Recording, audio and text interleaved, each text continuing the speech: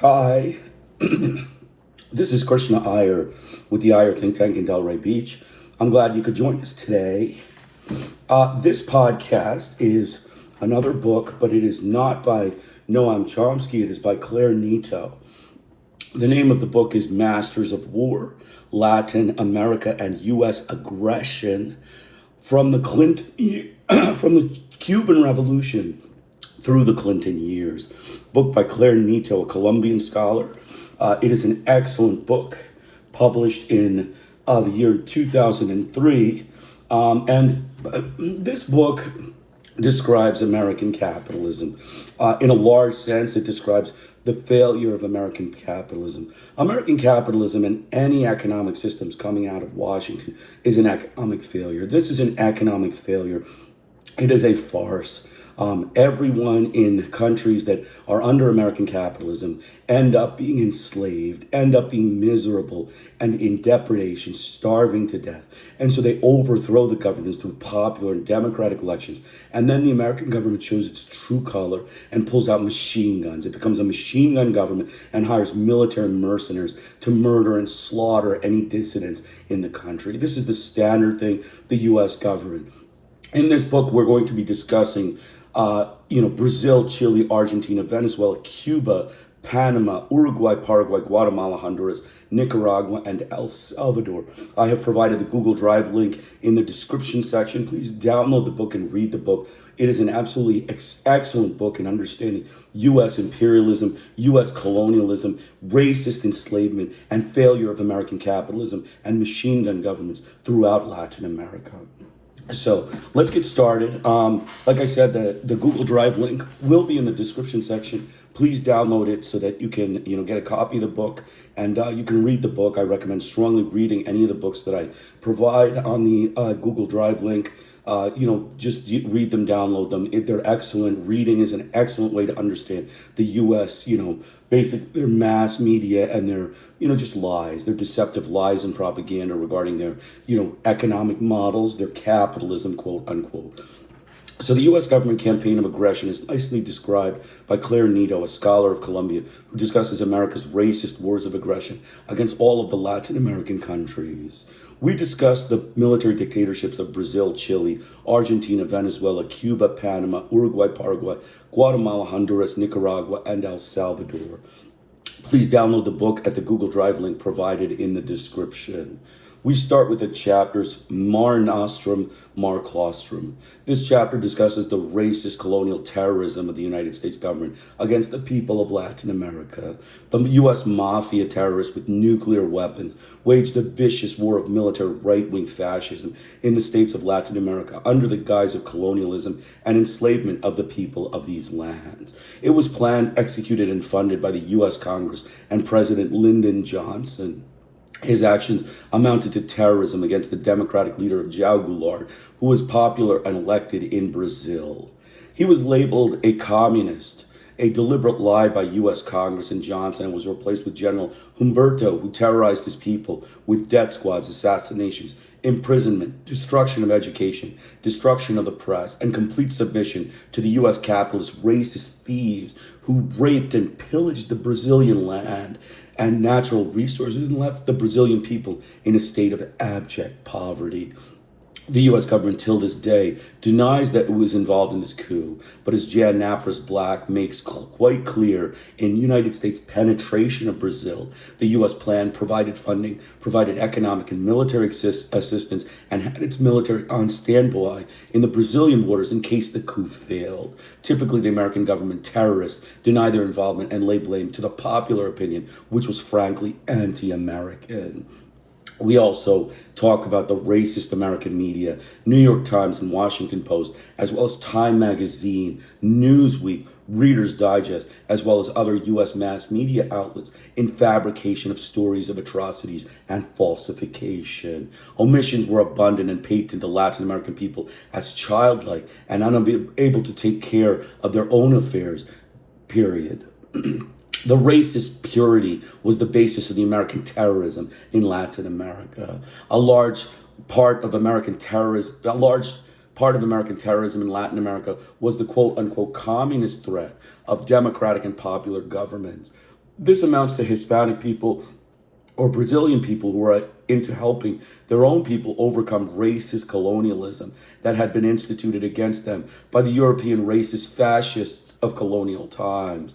The United States followed through on keeping the people in a state of racial terror and subjugation and enslavement, a typical characteristic of American colonialism. So let's get started. We're going to read, one chapter. The first chapter is Mare Nostrum, Mare Claustrum.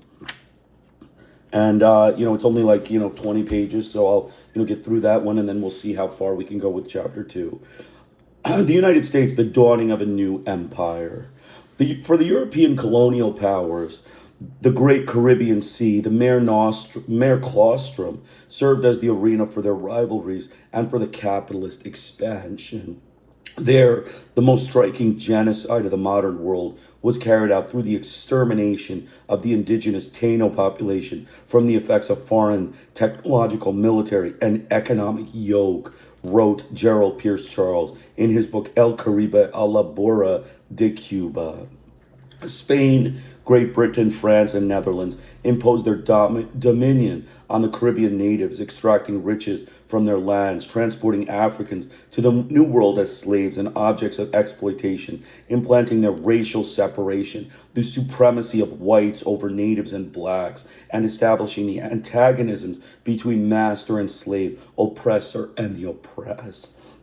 They imposed their cultural, religious, and linguistic patterns and brought their diseases as well. Under such dissimilar influence, the Antillean colonial enclaves, already separated by water, became disjointed from each other as if they were ethnically different. Their common destiny was as satellites of European metropolises, sources of raw materials for European industrialites, bauxite, petroleum, sugar, cotton, copper, wood, gold, and silver, and metals used in the manufacture of weaponry, and captive markets for European products which the conquerors needed for extension of their foreign trade, wealth, and power.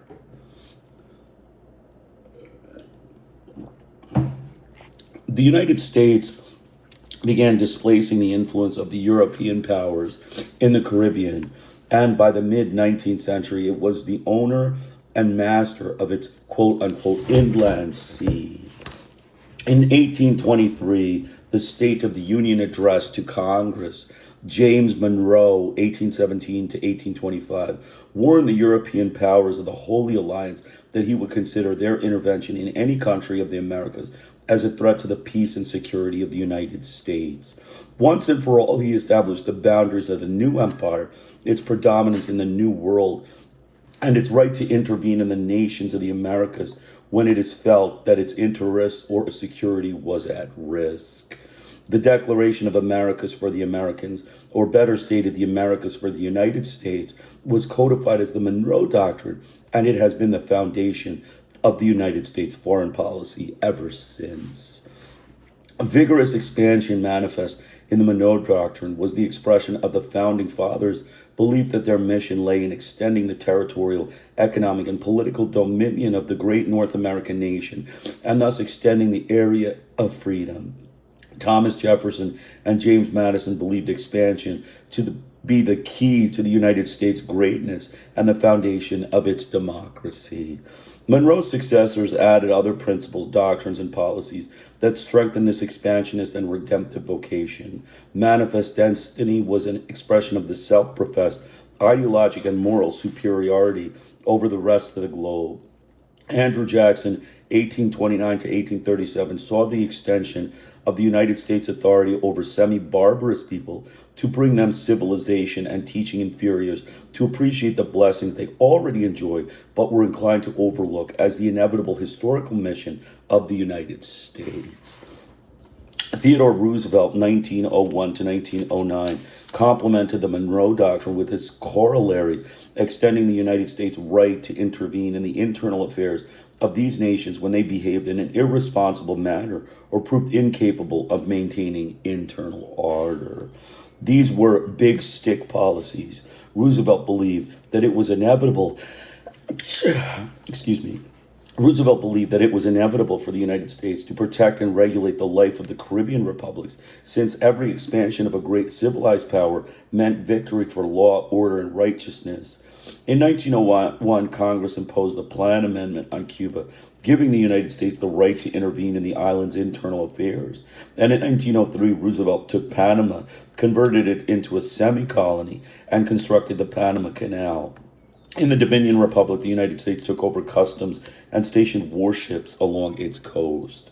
Other expansionist and imperialist policies included the dollar diplomacy of William Howard Taft from 1909 to 1913, supported by military and open door policy for United States global commerce and investments. Central American and Caribbean countries endured continual landings by the Marines to protect North American lives and interests whenever there were internal disturbances. Thus, the United States impeded changes that did not suit its needs. Such occupations could last days, months, or years. Mexico was the primary victim. In wars provoked by the new empire, it lost 1,500 square miles of its territory, which today make up California, Nevada, Texas, Utah, and a greater part of Arizona, New Mexico, Wyoming, and Colorado. The Pearl of the Antilles. To the founding fathers, Cuba, the largest of the Antilles Islands, and situated a mere 90 miles off the coast of the United States, was irresistibly attractive. Jefferson, assuming that Great Britain wanted to annex the island, was willing to go to war for it. As for John Quincy Adams, who maintained that Cuba was of vital importance to the commercial and political interests of the United States, he saw that geographic determinism and the laws of political as well as physical gravitation would make it fall into his hand like an apple severed by the tempest from its native tree. Presidents Andrew Jackson, James Polk, James Buchanan, Grover Cleveland, and William McKinley all dreamed of annexing the Pearl of the Antilles, offering to buy it from Spain for $300 million. But Spain declined. It would not sell the most precious jewel of its crown. Nevertheless, it allowed North American investors to convert it into a commercial dependent of the United States.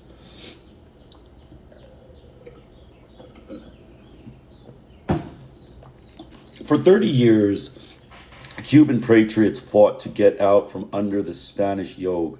In 1895, organized and directed by Jose Marti, what became known as Cuba as the Second War of Independence from Spain exploded. The whole island was engulfed by this struggle, and the people joined with the rebel forces. Twice Spain expelled Marti from the island for fanning the flames of rebellion against Spanish domination. In exile, he traveled to Spain, France, Mexico, Guatemala, Venezuela, and New York. There he sought recruits and funds for the War of Independence. He founded the Cuban Revolution and Party to unite the people in the struggle for the independence of their country and to support independence for Puerto Rico. Having returned to Cuba, Marti died heroically on May 19, 1895 in Dos Rios, brought down by enemy fire.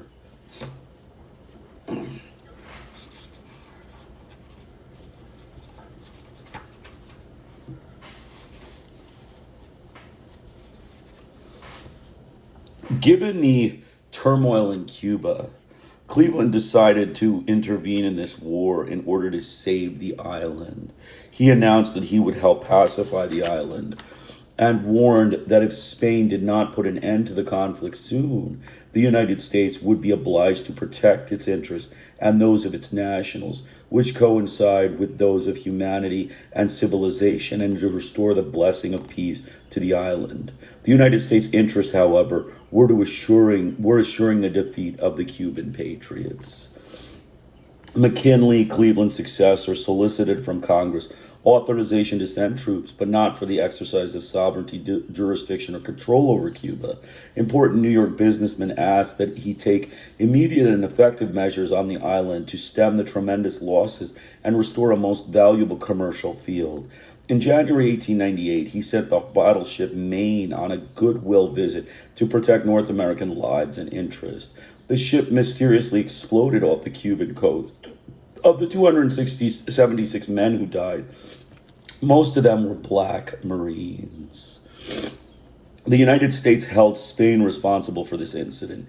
In April, Congress declared war against Spain, stating that Cuba had the right to be free and independent of Spain, and authorized McKinley to send military forces. The Cuban War of Independence from Spain became the Spanish-American War, which appeared in American history books as a brief, glorious, and inexpensive war. Cuban historians characterized it as Yankee meddling in the War of 1895, maintaining that the action was not to assure Cuba's independence, but to protect the United States monopolies. It was, in fact, a short war.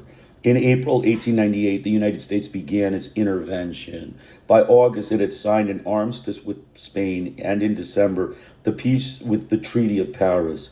Cuba was not invited to participate in any of the events organized to determine its future.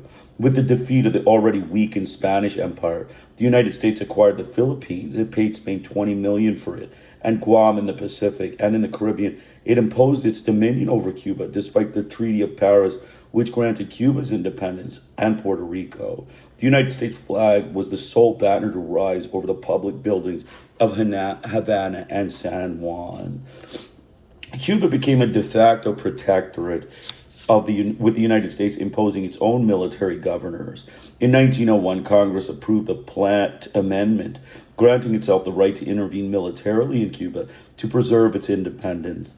Furthermore, Congress prohibited Cuba from making treaties or conventions with other countries contracting debts without its consent, and imposed on it the obligation to sell or lease lands for the installation of a Navy base and a coal port. Cuba conceded leasing Bahia Honda and Guantanamo to the United States. In 1905, the amendment was incorporated in the permanent treaty signed in both governments. Congressmen who were not in agreement with the amendments declared that it was a legitimate legislative ultimatum and an invitation to intervention in Cuban politics. When both houses approved it, Havana seethed with indignation. In a contemporary caricature, Cuba appeared crucified between two thieves, the United States General Leonard Wood and McKinley, while Senator Orville Platt thrust a lance into its side. A torchlight procession marched before the government palace, and General Wood presided as governor of Cuba. However, Washington warned that it would not withdraw its troops until the Platt Amendment became Cuban law. The Cuban Assembly, after hectic debates, adopted it with a one-vote majority, 15-14, and it was written into the first national constitution. Thus began the era of the so-called mediated republic, with constitutional guarantees allowing the United States to intervene whenever it wanted. The United States permitted the Cubans to elect their own presidents with its blessings and pulled out its troops. But these concessions did not signal the end to military interventions. In 1912, a new revolt against the Cuban president, the Marines landed to protect the lives and interests of Americans. Nearly 3,000 rebels were massacred. In 1917, when the United States entered the First World War, President Mario Garcia Menachal placed the island at its disposal. A detachment of Marines remained in Cuba for 5 years. Washington continued to send consultants to advise Cuban presidents and meddle in all aspects of Cuban public life, the intrigues of its corrupt politics, internal power struggles, and the selection of those who governed it. With the Cuban ruling class at the service of the empire, relations between the two countries were excellent. In 1933, President Franklin Delano Roosevelt repeated the Platt Amendment, though he assured the permanent occupation of the Guantanamo base with a new treaty. The United States' economic penetration in the island, however, kept Cuba in a semi-colonial state. The greatest part of its trade was with the United States, and the United States was also the major market for sugar, Cuba's principal product. For Puerto Rico, the small Caribbean island that Martí wanted to have by his side in his war for independence, the defeat of Spain meant merely a change of masters. The United States lowered the Spanish flag and raised its own over Morro Castle. From 1898 to 1917, the island was governed first by a military governor, then by a civilian. In 1917, Congress granted the islanders United States nationality, but without political rights. Puerto Ricans could not vote or run for office. In 1946, the United States permitted Puerto Rico to have its own government under congressional control, reserving the right to veto any constitutional change. 4 years later, the United States conferred on the island Commonwealth status and granted it total independence. Nevertheless, Washington directed its economy, defense, and foreign policies.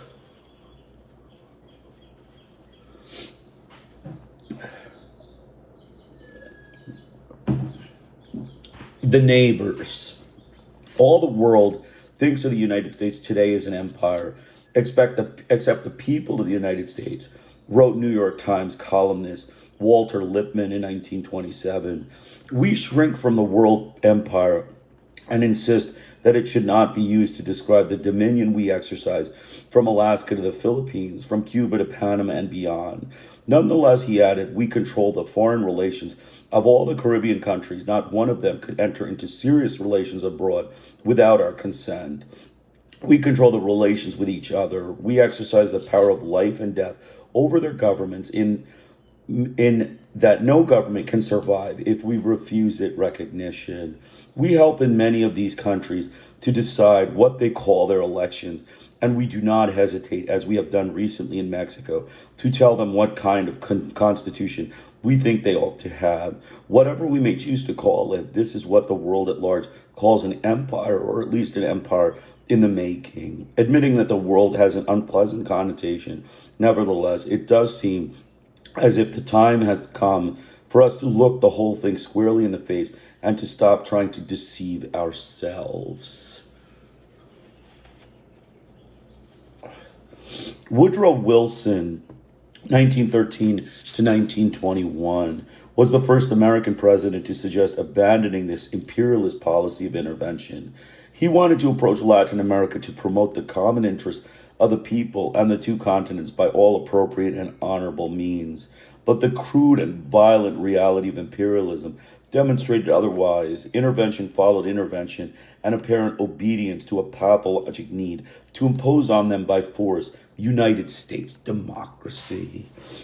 When Franklin Delano Roosevelt, 1933 to 1945, arrived at the White House, Central America and the Caribbean had already endured more than 100 military interventions and territorial occupations. The Marines spent 9 years in Haiti and Nicaragua and 18 in the Dominican Republic. With his good neighbor policy, Roosevelt suspended interventions, rescinded the Platt Amendment on Cuba, and signed new agreements with Panamanian President Anulfo Arias, which excised from the 1903 treaties the clauses and concepts most offensive to Panamanians and the United States. Right of intervention, its perpetual rights over the canal, and its sovereignty in the isthmus. Moreover, he recognized Panamanian sovereignty over the canal zone, which was under United States quote-unquote jurisdiction. Under Roosevelt, relations were characterized by equality and cooperation. According to the Mexican writer Jesus Silva Herzog, Roosevelt exchanged the big stick for the white glove, Herzog wrote, comparing his policies with those of his relative Theodore Roosevelt, the good neighbor policies that change of form rather than content, and imperialism, an economic phenomena, the inevitable and legitimate offspring of capitalism, will never cease to be a constant threat and growing evil for the progress of the majority of nations until capitalist society transforms itself into a new society capable of superseding the bloody civilizations of the merchant. In 1936, Roosevelt traveled to Buenos Aires to take part in the Inter-American Conference for the Maintenance of Peace. At that point, Germany, under the euphoria of Nazi doctrines of racial superiority, had begun occupying lands outside its borders. While fascist Italy invaded Ethiopia, Hitler and Mussolini proclaimed that Berlin Rome axis, and Japan invaded China. The great conflicts which led to the Second World War determined that relations between the United States and Latin America would make for a convenient military alliance. Roosevelt assured political and military solidarity in the hemisphere and collective defense under United States leadership. In Buenos Aires, he made more important proposals against militarism, which he defined as a suicidal policy, and indicated that sacrifices in the cause of peace are infinitesimal compared with the holocaust of war. Roosevelt criticized aggressive dollar diplomacy. He insisted on defending representative democracy as the best instrument for ensuring the social, economic, and cultural development in a just and peaceful world. Meanwhile, military dictatorships predominated on the continent. The conference adopted the Declaration of Principles for Inter-American Solidarity and Cooperation, a top priority for Roosevelt given the worldwide upheaval, and created the Consultative Organ of Foreign Ministers as a mechanism to coordinate hemispheric defense policies. It also adopted a protocol of non-intervention, a priority for Latin America proposed by Mexico as a judicial safeguard in the face of United States interventionism. It affirmed respect for the principle of non-intervention, judicial equality of member states, and the right of members to act freely in accordance with their own laws.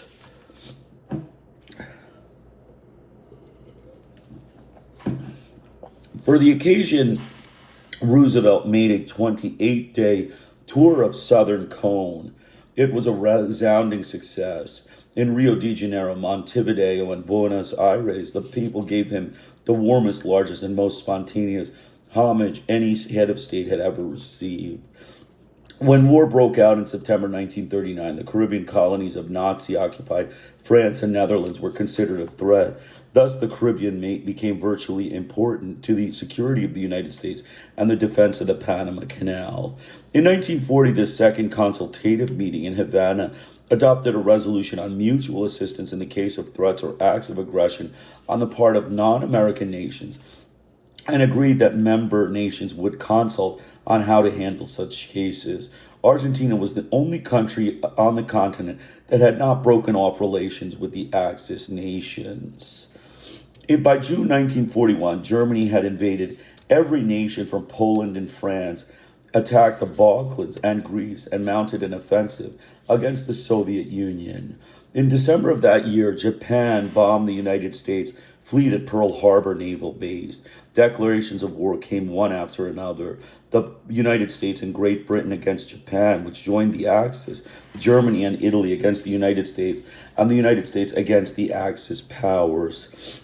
After the bombing of Pearl Harbor, the United States officially entered the war. From the start, the greatest military and economic power in the world imposed its dominion. Winston Churchill understood that United States priorities and strategic plans differed from those of Europe, and that the United States would carry the leadership of the war from that point on. In 1942, at a gathering in Rio de Janeiro, the Third Consultative Meeting of Foreign Ministers adopted a declaration reaffirming continental solidarity and respect for the principle of non-intervention, and created the Inter-American Joint Defense Board, composed of the military high commanders of the hemisphere. Its function was to advise the governments on defense plans in the event of attack. The United States proceeded to step up its capacity to defend and protect the Panama Canal with new military and naval bases. It took out 99-year renewable leases on lands in British possessions in the Caribbean: Antigua, Santa Lucia, Jamaica, British Guyana, and Trinidad and Tobago, with bases there in addition to ones in Panama, Puerto Rico, and Cuba. Guantanamo, the United States enclosed the Caribbean. In 1944, it also installed bases on Turks and Caicos Island, also British colonies, for which Great Britain received 50 old North American destroyers. Shortly before Roosevelt died, he, Churchill, and Stalin signed the Yalta Accords, which fixed the conditions for peace and established the respective zones of influence of the three countries. By 1945, Roosevelt was dead and the war finally ended. Harry Truman assumed the presidency and the complete post-war era began. The Allies defeated Nazi Germany and Fascist Italy, and the United States defeated the Japanese Empire after having itself suffered a string of defeats in the Pacific. But in the international arena, distrust, rivalries, and open confrontations with the Soviet Union, the former ally, were intensifying. Between 1944 and 1948, with Soviet help, communist governments were installed in Albania, Poland, Romania, Bulgaria, Czechoslovakia, and Hungary. In the famous 1948 speech, Churchill alerted the world world to the danger of Soviet expansion, articulating the concept of an iron curtain going up between Eastern and Western Europe. The world was divided in two, the great powers conforming one another and their interests in conflict: capitalism versus communism, democracy versus totalitarianism. The following year, Truman declared that the United States would defend the free world, another concept, against communist expansion. The free countries of the world expect us to help them maintain their freedom. If we fail, we could endanger the world peace, and we would surely put the welfare of this nation in danger. The Truman Doctrine rationalized Cold War policies and globalized the Monroe Doctrine. The following year, declared United States society was seized with anti-communist fervor. Senator Joseph McCarthy and Republican leaders, Congressman Richard Nixon, among them, accused the Democratic presidents of having allowed Reds, the enemy within, and Russian spies to infiltrate the State Department, foreign policies, the armed forces, radio networks, the press, and the movie industry. Ronald Reagan was one of the testifying witnesses. Congress asked that Albert Einstein, whom legislatures called a red faker, be deported, and lawmakers accused the scientist Klaus Fuchs of having passed atomic secrets to the Russians. Fuchs confessed to having done so. The Cold War permeated United States policy, and Washington extended McCarthy's Red Scare to Latin America. Senator William Fulbright dismissed this red hysteria as a Republican strategy for regaining power after 5 electoral defeats, and saw it as a pernicious policy based on the supposition that the Soviet Union wanted to take over the world and extend communist domination. To save ourselves and go forward, he said, we must see the world as it is defined in the Truman Doctrine. Truman tied up the continent politically and militarily. During his administration, the most important agreements of the inter-American system were signed. In 1947, the Inter-American Treaty of Reciprocal Assistance, commonly known as the Rio Treaty, established the principle of mutual military defense. In 1948, the Ninth Inter-American Conference in Bogota created the Organization of American States, approved the OAS Charter, and adopted a resolution on the preservation and defense of democracy in America. Most of those who signed these agreements were representatives of brutal dictatorship supported by Washington. Truman also signed the Mutual Military Assistance Pacts, bilateral military accords, MAP, with 13 countries, most of them Central American and Caribbean. These agreements firmed up military assistance and standardized the military organization in the forces of Latin America. The United States provided training for officers and weapons for the defense of the hemisphere. The Southern Command was responsible for coordinating the MAPs. In 1963, it was transferred to the Panama Canal Zone in violation of the Canal Treaty. The party's over. In 1949, the Western powers created their military alliance, NATO. The Soviet Union exploded its first atomic bomb, and the arms race and nuclear competition began. The Truman Doctrine was going full blast. The United States took the first steps in its military involvement in Vietnam, sending 35 military advisors to help the French government maintain its colony, and sent troops to Korea to combat communist forces. This war, under the banner of the United Nations, lasted 3 years. By the 1950s, the Cold War was at its most intense. Truman left the White House and made way for Dwight D. Eisenhower, 1953 to 1960. After 20 years of Democratic administrations, the Republicans returned to power. However, this did not signify a policy change. The country remained in the grip of anti-communist hysteria. Congress and the administration continued their persecution of internal enemies, and the Secretary of State, John Foster Dulles, a fanatical anti-communist, maintained an aggressive policy toward the Soviet Union. The Truman Doctrine remained in effect until the collapse of the Soviet Union in 1991. Latin America was not a priority during Eisenhower's administration. The main goal of the administration was hemispheric defense, assured by inter-American treaties, and the stifling of communism in Latin American governments. Most of these 15 to 20 were military dictatorship allied with Washington. There were important political changes during this time. 8 dictators fell, but the one that most concerned and unnerved Washington was the triumph of the Cuban Revolution. United States intervention throughout the continent was no longer carried out directly, that is, by invasions by the Marines. Covert operations by the CIA were clearly underway. In 1954, the CIA overthrew the government of Guatemala. It would try to do the same in Cuba. So that's chapter 1, mere nostrum, mere claustrum. I'm going to make some comments here. So, you see the racists of the U.S. government, the racists of the American government. They waged war on Spain. They waged war on Spain, a vicious war of aggression against Spain when they were trying to, take Cuba. The Spanish were, promoting Cuba's success. They were promoting Cuba's, basically social progress. The Cubans themselves hated the Americans. They hated the racist terrorists of the United States government. And, they just waged just a war of aggression, a criminal terrorist war by the United States against the Spanish government. And you saw, as soon as you heard basically, they were meddling in the affairs of Cuba. All of the Spanish historians said that, it was, meddling. The U.S. was meddling in the affairs of Cuba.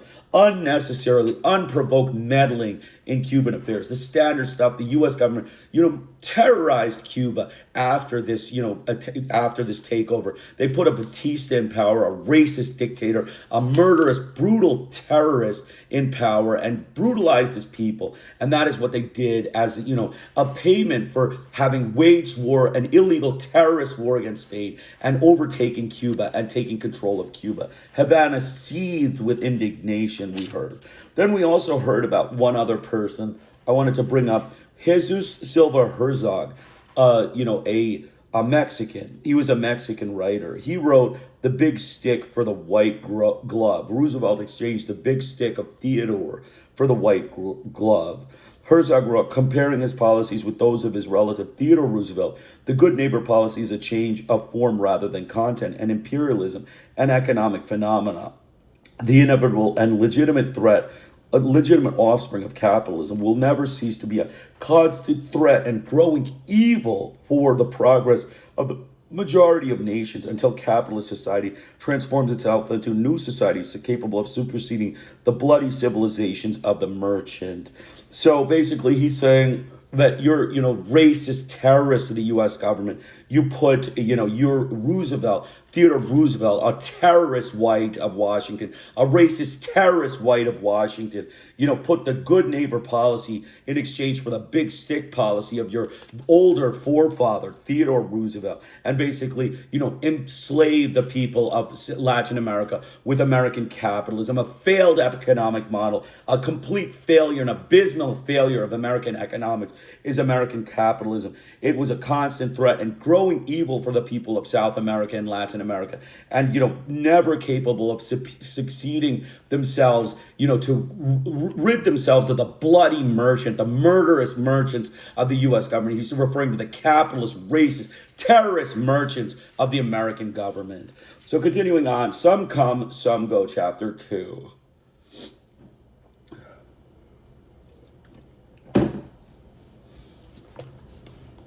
Cuba, the triumph of revolution. On January 1st, 1959, news of the triumph of the Cuban Revolution failed to make the headline of the continent's morning papers since General Fulgencio Batista's dictatorship had been overthrown at dawn.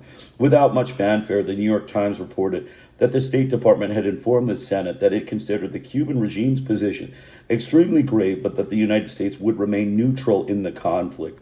On an inside page, it was reported that Batista's government claimed success in the fight against the rebels. In Santa Clara, the capital was Las Villas province. Neither item reflected actual events. Batista's army could not claim victory over the rebels. Las Villas had fallen to the comandantes Ernesto Che Guevara and Camilo Cienfuegos. In a decisive attack, 350 soldiers and officers on an armored train surrendered themselves and the supplies to the rebels, and Washington did not remain neutral. On the eve of Batista's fall, the military high commands of Havana and Washington met to figure out what to do, faced as they were with the situation of the government in the throes of death. The news of the collapse of Cuba's regime came as a surprise, and Washington government circles were disconcerted. They believed that the regime would have been able to resist. On January 2nd, the New York Times reported that the United States government did not particularly lament the ousting of Batista. At the time, relations with him were cool but correct. It was nevertheless worried about Cuba's future. It predicted a period of sharp conflicts between Fidel Castro and those who believe they can prevent him from reaping the fruits of victory. As a result of the activities of the United States ambassadors, the Eisenhower administration assumed that Batista had left in place a civilian military junta, and the conservative sectors in the island would surely mount a resistance. Judging by his efforts to sustain Batista to the very end, Eisenhower could not have been pleased by his fall. He had given him substantial military aid, including bombers, and kept a mission of military, naval, and aerial advisors on the island. As the rebels' attack grew stronger, Eisenhower increased the aid. With great pomp and ceremony, Batista received the military equipment to demonstrate to his nation and the world that he had Washington's support. As the Batista government began to sink, the United States revised its policies. The rebel forces advanced toward the center of the country under the command of Che Guevara, Raul Castro, and Juan Almeida, while evidence appeared of towns and cities destroyed by bombardment by napalm bombs. Uneasy about rebel accusations that Batista was using United States supplied weapons earmarked for defense of the hemisphere in the internal conflict, on March 1918, the United States announced the suspension of arms sales to Cuba. The rebels claimed, however, that the arms sales continued through Nicaragua and the Dominican Republic under the dictatorships of Anastasio Somoza and Rafael Leonidas Trujillo, both allies of Washington. They also alleged that Batista's airplanes were still refueling at the Guantanamo military base. In order to pressure the United States and force Batista to suspend the bombings, Raul Castro ordered the rebels to capture Americans. They took 25 civilian supervisors and employees and a bus returning 24 Marines to the Guantanamo base. The action created tremendous tension within the United States. Batista put the bombings on hold for fear of reprisals against the hostages. The United States consul in Santiago de Cuba went to the Sierra Maestra to negotiate their release. He advised the State Department against demanding Batista's strict compliance with the accords, prohibiting the use of the United States arms for any purpose other than defense of the hemisphere, since there was a possible communist influence among the rebel forces.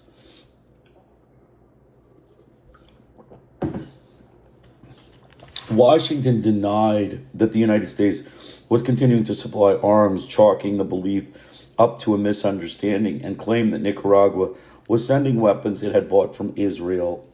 On the airways of rebel radio, Fidel Castro announced the captured Americans' release. Raul let them go a few at a time. When the last was freed, Batista renewed his attack. Washington wanted to prevent a rebel triumph. With the help of the CIA, Ambassador Arthur Gardner and his successor Earl Smith attempted to unite the civilian opposition and tried to convince Batista to step down and name a civilian military junta, which would later call for free elections. Batista refused any formula that required him to abandon power. The unexpected collapse of the Batista regime took Fidel by surprise. He immediately ordered the rebel army to consolidate control of the territory and commanded Cienfuegos to advance to Havana and seize the barracks of La Cabana in Colombia, the government stronghold. Fidel took control of Santiago de Cuba and Orient province and announced that he did not accept the ceasefire decreed by Batista, nor would he recognize the junta named by the dictator. He threatened to continue the war and bring it to the capital. He ordered a general strike which paralyzed the country for 4 days. Washington's plan failed, and Fidel got the revolutionary government he wanted, with Manuel Urrutia, a liberal and anti-communist Santiago judge, serving as provisional president.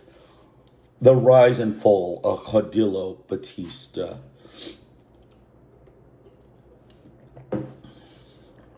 Revolutionary fervor in Cuba began in opposition to the dictatorship of General Gerardo Machado, 1925 to 1933, one of the most corrupt and brutal of the island's history. Machado had himself re-elected by a rigged constitutional assembly, abolished the vice presidency, decreed that his term would extend to 6 years, and granted himself the title of illustrious and exemplary citizen. When Franklin Roosevelt became president in 1932, the internal situation in Cuba was at a feverish pitch. Roosevelt was concerned that social and political agitation in the midst of a profound economic crisis could be explosive and lead to revolution. He sent Undersecretary of State Sumner Welles as his ambassador to convince Machado to step down. Machado declined. The United States stationed a naval squadron off the Cuban coast, prepared to intervene. Strikes and violent clashes between demonstrators and police left hundreds dead and thousands wounded, sounding the death rattle of the Machadato. Machado fled with his family to Nassau and later settled in the United States, a nation he had served so well. Carlos Manuel de Cespedes was named provisional president with Washington's approval. However, neither he nor the cabinet he named augured change. After a brief respite, the rebellion continued. A conspiracy led by Sergeant Fulgencio Batista, which became known in the Cuban history as the Revolt of the Sergeants, took only 3 weeks to oust Cespedes from office. From that point, Batista was in control of the power for a quarter of a century. 6 days after the coup, the Sergeants named a provisional governing junta, the Pentarchy, chaired by Ramon Gros San Martin. The United States considered it to be communist and refused to acknowledge it. In January 1934, Batista, now a colonel and head of the army, overthrew Gros San Martin with Washington's support and placed Carlos Hevia in the presidency. The United States recognized his government at once. Later, Batista replaced him with Colonel Carlos Mendieta. Batista became the power behind the throne, installing and expelling presidents until he was elected in 1940. According to analysts, his first term, 1940 to 1944, was the best government Cuba ever had. Under his quote-unquote moderate, gentle, and loving rule, as he himself described it, and favored by the high price of sugar on international markets, he oversaw a broad program of public works, extending roads and highways, strengthening the school system, and constructing electrical generating plants, bridges, and ports. He also made forays into the democratic process, allowing the press certain liberties and not being too harsh on his critics. He satisfied the military with high salaries, cultivated the bureaucracy with good jobs and bribes, and improved workers' wages and working conditions. By making everyone happy, Batista could laugh at the opposition. Under pressure from Roosevelt in 1944, Batista called for elections. Ramon Gros San Martin from the Authentic Party, a party left of center, was elected. Batista settled in Miami to let him govern. Gros proved even less competent and more corrupt than Machado. Under him, more opponents, labor leaders, and members of the leftist parties were murdered, while the international mafia flourished. Hotels, casinos, cabarets, banks, and insurance companies were in the hands of mafia capos from the United States. With the election of Carlos Prios Socaras, 1948 to 1952, the government plunged deeper into corruption, shamelessly looting the public treasury. He persecuted the labor movement, closed down newspapers, perpetuated general repression and political assassinations, and turned the country over to American investors. Prio authorized Batista's return. Not long before the elections, Batista, the underdog candidate, toppled him, canceled the election, suspended the Constitution of 1940, and eliminated the office of vice president. Truman immediately recognized his government. Fidel Castro, a lawyer and candidate for Congress, protested that Batista's coup abrogated the electoral process. Years later, in 1966, in a speech delivered on the 7th anniversary of the revolution's triumph, he described Batista's ascension to power. He did it with the complicity of Yankee embassy, of the reactionary clergy, of the dominant economic classes, of a judicial system corrupt to the bone, and of a vast number of venal politicians, through a military coup whose godfathers were imperialism and the exploiting classes, because the exploiting classes found they needed a Batista. A thief, yes, but that doesn't matter. A felon, yes, but that doesn't matter. Vicious, immoral, that did not matter to them as long as the rural police were at the service of the overseers and plantation owners to cut down the worker who demanded a decent salary or the campesino who demanded land. Sickened by Prio's corruption and incompetence, the Cuban people welcomed the coup. 2 days later, Prio's four-party coalition threw its support behind Batista. In less than a year, all the political parties joined with the government. According to Fidel, it proved that Cuban politics was cachambamba, seesaw of bandits. 2 years later, Batista legitimized his presidency in an undisputed election. His second administration, 1952 to 1959, was a bloody and merciless dictatorship that relied on its secret police and on repression. These were years of police terror, murder, and torture. Many Cubans left for exile. Batista dissolved Congress and closed the University of Havana at the center of the insurrection against his regime led by the young Fidel Castro. With the treasury bit flush as a result of high sugar prices, Batista again took up his ambitious program of public works. He constructed new office buildings, highways, and streets, while new hotels, casinos, and upscale buildings rose from the burgeoning public sector. Havana, the epicenter of wealth, became one of the most beautiful and dissolute cities of the continent. Never had the Cuban elite been so rich, but the richest of all was Batista, whose personal and family fortune grew with the millions of commissions he collected from public contracts, the cuts he took from customs, and his percentage from the national lottery. The fortunes of his associates grew as he did. Under his rule, Cuba had everything but freedom. Batista's relations with Washington were excellent, and Cuba was a paradise for investors. He granted them tax and duty exemptions and looked the other way when they engaged in dishonest practice to manipulate their capital.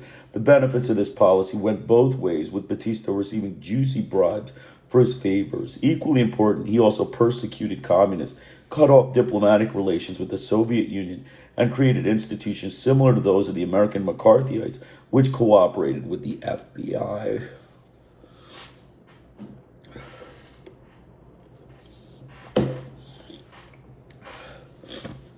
The struggle. There was no organized and cohesive labor or farm workers movement in Cuba to oppose Batista. The Secretary General of the Cuban Workers' Federation, CTC, Eugenio Mujal Barnial, was a pawn of the regime in the service of the employers and foreign business interests. Mujal shattered labor unity under the pretext of anti-communism. He persecuted labor leaders who refused to obey his dictates, removed honest ones from office, and replaced them with token leaders loyal to him. He prohibited strikes and did not protest against the repression of the working classes, which include armed assaults on union headquarters. Fidel denounced the repression and corruption of the regime and its cohorts. The continual student demonstration resulted in confrontations with the police, leaving hundreds wounded and arrested. Legal avenues of resistance did not exist, and justice was bought and sold. The only alternative was to bring change was an armed struggle. Fidel and a small group of rebels began to obtain arms and train clandestinely. The group, led by university students and comprised mainly of workers, laborers, and campesinos, grew quickly. Fidel stepped up the denunciations of corruption, accusing the regime of sharing the spoils and the venda patria sellouts with converting Cuba into a Yankee semi-colony in exchange for millions in bribes. He denounced the press for being bought off by Batista, with swarms of journalists receiving Botella's bribes. He also accused the courts of being submissive to the dictator, and he condemned the torture and murder of opposition leaders, students and unionists, and the brutality of the rural police, whose victims were campesinos. As Prio's time, Cuba continued to be a mafia paradise. The top capos, Luciano, Meyer Lansky, Santo Trafensante, and Amadeo Barletta owned hotels, casinos, dazzling nightclubs, whorehouses, and popular game arcades. They also owned commercial centers, banks, financial institutions, airlines, radio and television stations, and some newspapers. As the rebellions grew, repression became more brutal, implacable, and bloody, and many revolutionaries died heroically. In the midst of this extremely violent atmosphere, the rebels prepared for their first big military action, the attack on the Moncada barracks in Santiago de Cuba. The fortification surrounded by high walls in the center of the city, manned by more than 400 armed men with a large arsenal at their disposal, was the second most important military installation in the country. The rebel plan was an audacious and prepared with the greatest of care, but because of the lack of money and the vigilance of the police, some obstacles proved unsurmountable. Little by little, they gathered weapons at Siboney, a farm they had rented 10.5 miles from Santiago de Cuba. The rebels decided to attack on July 26, Santa Anna's Day, when Santiago de Cuba began its traditional nationwide carnival. They thought that they would be able to pass unnoticed amid the music, the dancing, and the rivers of rum. With a total of 165 people, the force could not be larger because there were not enough weapons. They arrived in small groups with 2 women among them, Haiti Santa Maria and Melba Hernandez. The operation started at 5 a.m. with a caravan of 18 automobiles heading for the Plaza del Marte. Fidel Raul Castro and Abel Santa Maria headed 3 groups and were responsible for directing the attack. As always, the carnival festivities, the guard was placed on alert to control the excesses of the crowd. The arrival of the rebels, dressed in military uniforms at the barracks, confused the guards, but they sounded the alarm most immediately, and the shooting began. The fight was extremely unbalanced. The barracks were surrounded by troops, and the rebels were caught inside. 8 died, another 8 were wounded, while the soldiers lost 19 and another 22 wounded. The discrepancy in the casualties infuriated Batista, for it showed the rebels' military superiority. The regime's bloody cruelties against the attackers of Moncada rose to unprecedented heights. Those who did not die in the battle were captured, brutally tortured, shot, or strangled to death. Others were thrown alive from the barracks roof. Batista ordered that their punishment be made an example to others. For a week, Moncada was a center of torture and death. Fidel and 2 companions were captured 5 days later in a sugarcane field. The Guardia came upon them exhausted and asleep. They did not kill them because public disgust of the regime's excesses demanded moderation. Fidel's trial was heavily guarded and held in secret. Batista knew that publicity would go against him. Fidel, who conducted his own defense, made serious accusations against the regime and set forth a series of revolutionary laws, reestablishment of sovereignty in the 1940 Constitution, which had been abrogated by Batista, land and agrarian reform, profit sharing from all business and with the workers, nationalization of public utilities, confiscation of illegally obtained properties, prohibition of the large landed estates known as latifundio, and workers' rights.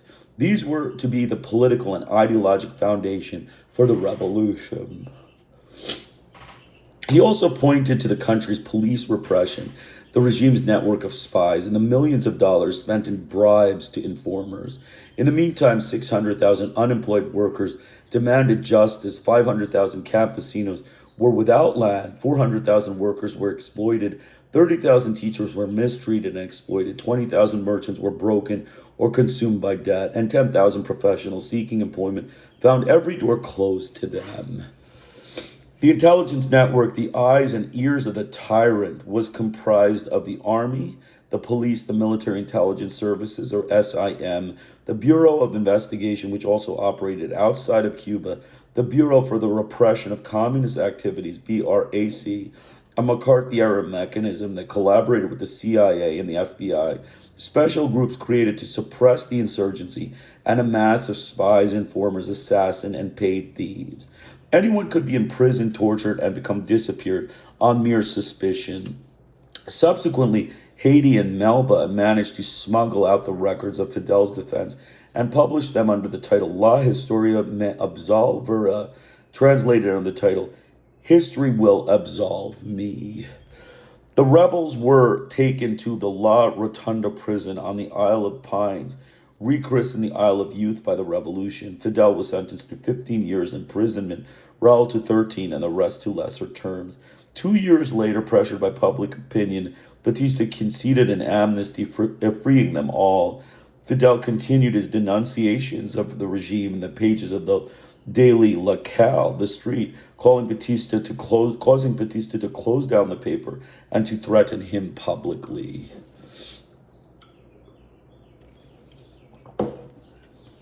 And 6 weeks after the amnesty, the rebels left for Mexico. There, despite enormous difficulties, they secretly formed the nucleus of the Revolutionary Army and began training. They were pursued by the Mexican authorities, the FBI, Batista's agents, and spies sent by Trujillo and the Dominican Republic, and they suffered denunciation by infiltrators. Some of them were sent to prison. Nonetheless, they persevered. Che Guevara joined the rebel fighters in Mexico, and Fidel went to the United States to organize the resistance and to raise funds. At dawn on November 25th, 1956, 81 rebels set sail on the yacht Granma from the Mexican port of Tuxpan. Sailing without lights and dangerously overloaded with people and arms, the ship landed on Las Coloradas Beach in Cuba on December 1st.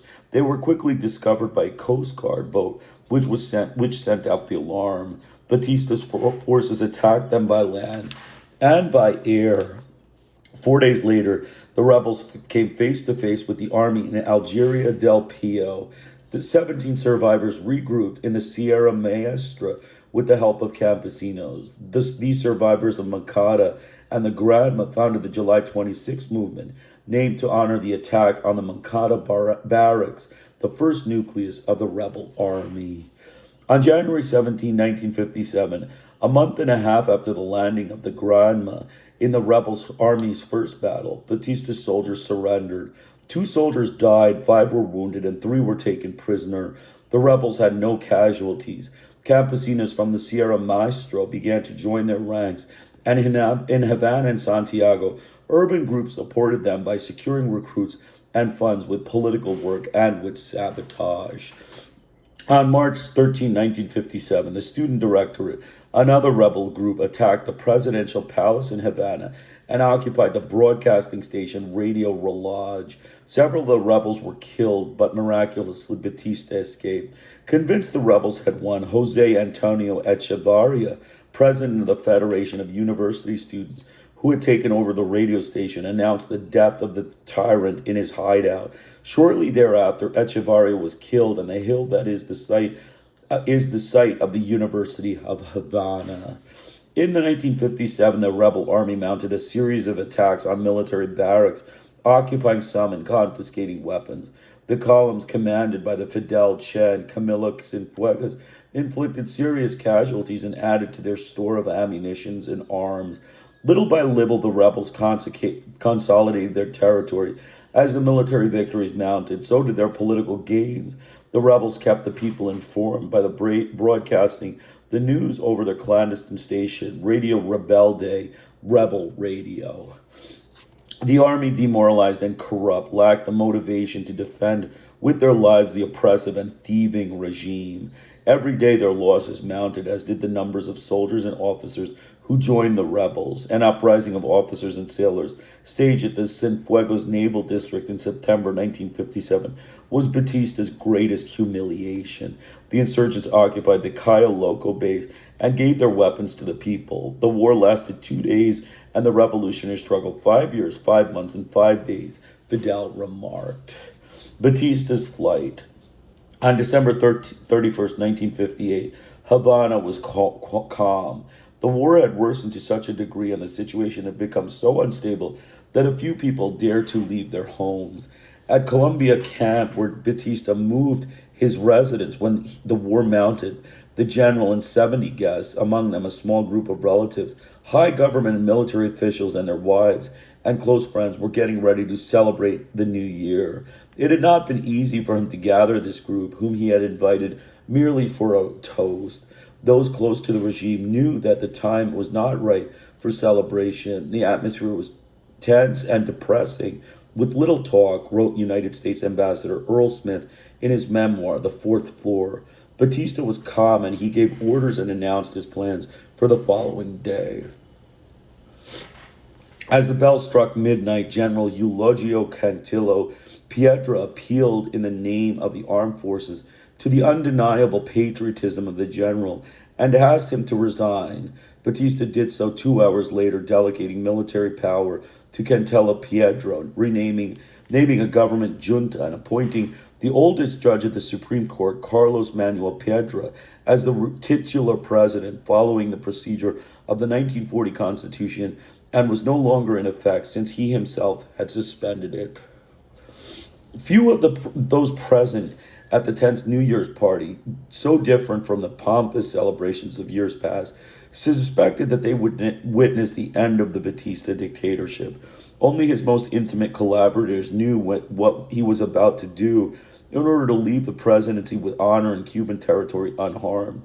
The presidential secretary, Andre Domingo, and foreign minister, Gonzalo Güell, held on to several large manila envelopes. They contained no dollars, as some suspected, but passports issued with the greatest urgency for the top government brass. Batista had not forgotten his closest friends and associates. Still dressed in their formal attire, Batista, his second wife, Marta Fernandez Jorge, one of his 8 children, Andre Rivera Aguero, previously elected president in rigged elections, and his wife and a group of close advisors, 40 in all, flew into exile, landing in Ciudad Trujillo. In 2 other planes, Batista's older children, Ruben, Mirtha, and Eliza, along with various other officials, flew to Jacksonville, Florida, New York City, and New Orleans, respectively. His younger children, Roberto and Carlos, had left 2 days earlier on vacation to New York, accompanied by 2 governments and Detective Emmanuel Perez Benitoa, the chief of customs of Havana, and his family, who were related to Batista through the marriage of their children. The departure of the Batista and his retinue was rather uneventful. They boarded the 5 DC-48 belonging to the Cuban army, which was waiting for them in the Colombia military base. Several suitcases remained behind on the tarmac. Someone who had managed to have them taken off the plane at gunpoint to ensure his own passage, wrote one of the travelers. 5 wooden cases containing more than 800 boxes filled with jewels were later found in Batista's residence. Martha had already sent the best of her gems to New York for safekeeping. This was the first and smallest discovery of Batista's large fortune, confiscated by the revolution. The greater part, however, was already out of the country. Batista and his friends took between 300 million and 400 million in cash with each of them. Upon his arrival in Florida, the general's oldest son, 25-year-old Ruben, a senior senator-elect, was attacked and beaten by an exiled Cuban. He was the only member of the ousted family to suffer personally from the rage of the people. At a press conference, he said he foresaw problems for Cuba since some of the rebels were militant communists. The departure of the dictator and his coterie was kept under tight wraps. The pilots learned that their destination was Santo Domingo only after they were airborne. According to Porfirio Rubirosa, the Dominican ambassador in Cuba, his government was not consulted about Batista's intention to seek asylum in his country. When the Cuban airplanes touched down at the military Dominican airbase, the Generalissimo's older son, Rumfis Trujillo, was waiting to welcome them, receiving Batista as a guest of honor. Generalissimo Trujillo set his visitor up in a mansion near the National Palace. Although Trujillo had not forgotten that Batista had snubbed him, he had refused to invite him to Havana despite Trujillo's numerous hints through diplomatic channels. He had nevertheless sent him a cargo of weapons to fight the rebels. Trujillo was eager to get even with Fidel Castro for having participated in an attempt to invade his country in 1947, an attempt that was literally quashed by Trujillo. Just 21 years old at the time, Fidel survived by a miracle.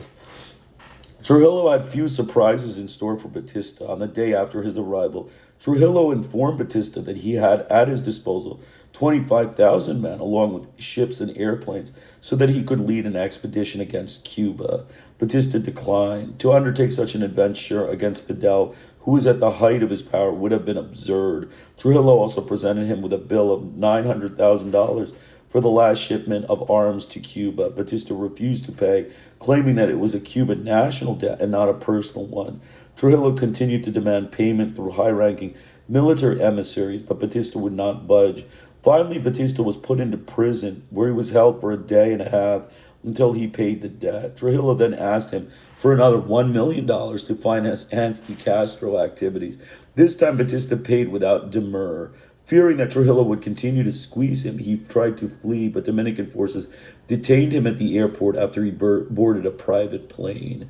Batista had a one-way ticket out of Cuba. His destiny was quite different from that of other Latin American caudillas who had preceded him in the 1950s. Juan Domingo Perón returned to Argentina 20 years later and was elected president with 60% of the vote. Marcos Pérez Jiménez, who was extradited to Venezuela in August 1963 during Kennedy's administration, was released from Dade County Prison in Florida and returned home to be incarcerated in San Juan de los Moros Penitentiary. Gustavo Rojas Pinilla returned to Colombia in January 1959 to be tried by the Senate of the Republic, which condemned him for violating the Constitution and the laws of the country, deprived him of political rights to vote and be elected, and prohibited him from occupying any position in the army. But in the 1970 elections, he was at the threshold of his presidency. Such good fortune eluded Taco Somoza, the dictator of Nicaragua, who was assassinated in 1956 by Rigoberto Lopez Perez, a young poet, and the Guatemalan Colonel Carlos Castillo Armas, who in the same year was assassinated in the presidential palace by a conspiracy that, to this day, has not been explained. The rebels arrive. The rebels' triumph produced unprecedented euphoria in Cuba. People streamed into the streets and gathered on balconies.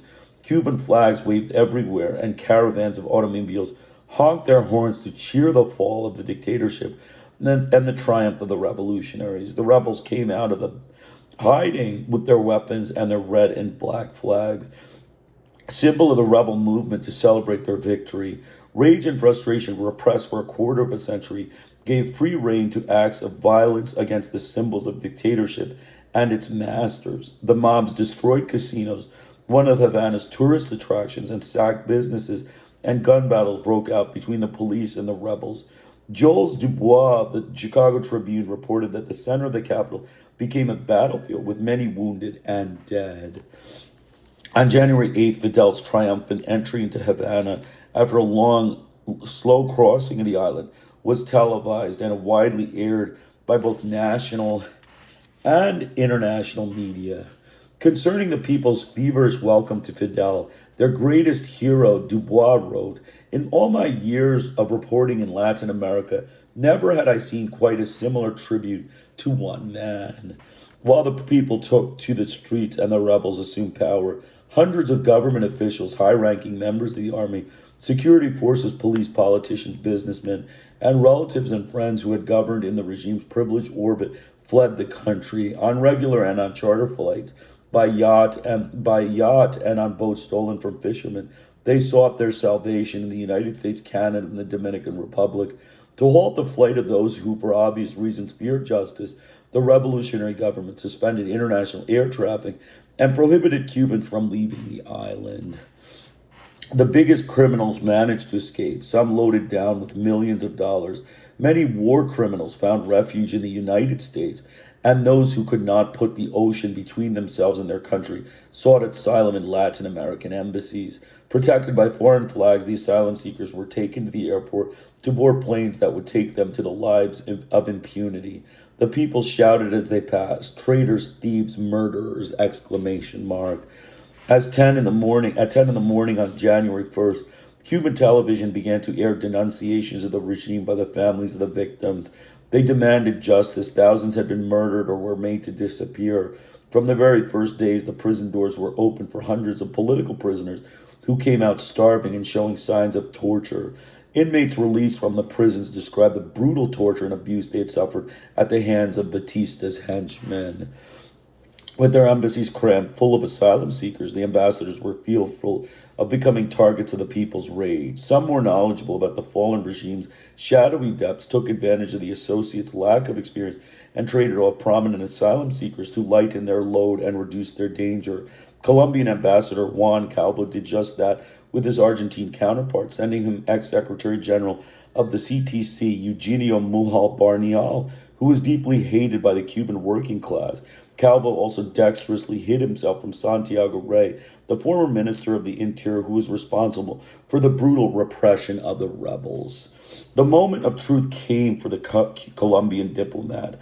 22 revolutionaries armed with machine guns forced their way into the embassy where former ministers, government officials, and industrialists took refuge.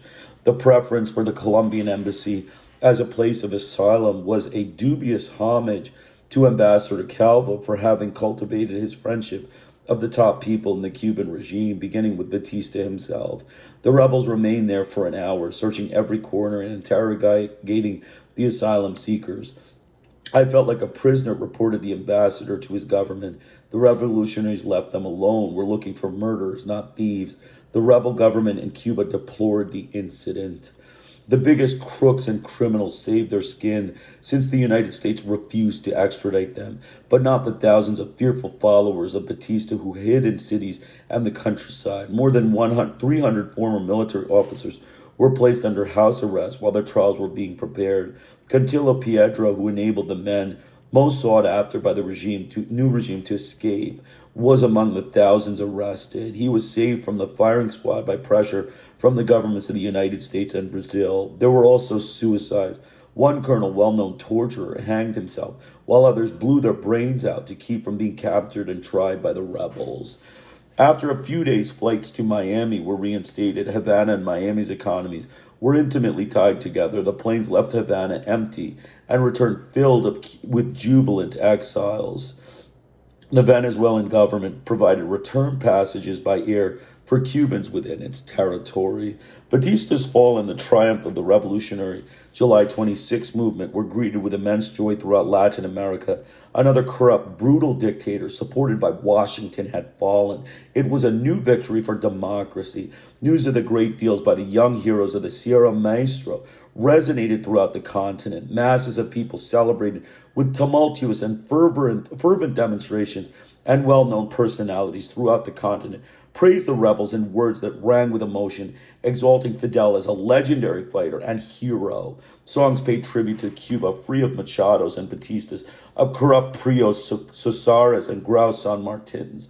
Other songs celebrated the rebirth of democracy and victory over tyrants turned from their omnipotence by a people reborn to liberty, as described by the Bogota daily El Tiempo on February 4th, 1959. Latin America glorified in its lyricism. Everyone wanted to climb onto the triumphant carriage of the Cuban Revolution, spouting flowery verbal solidarity.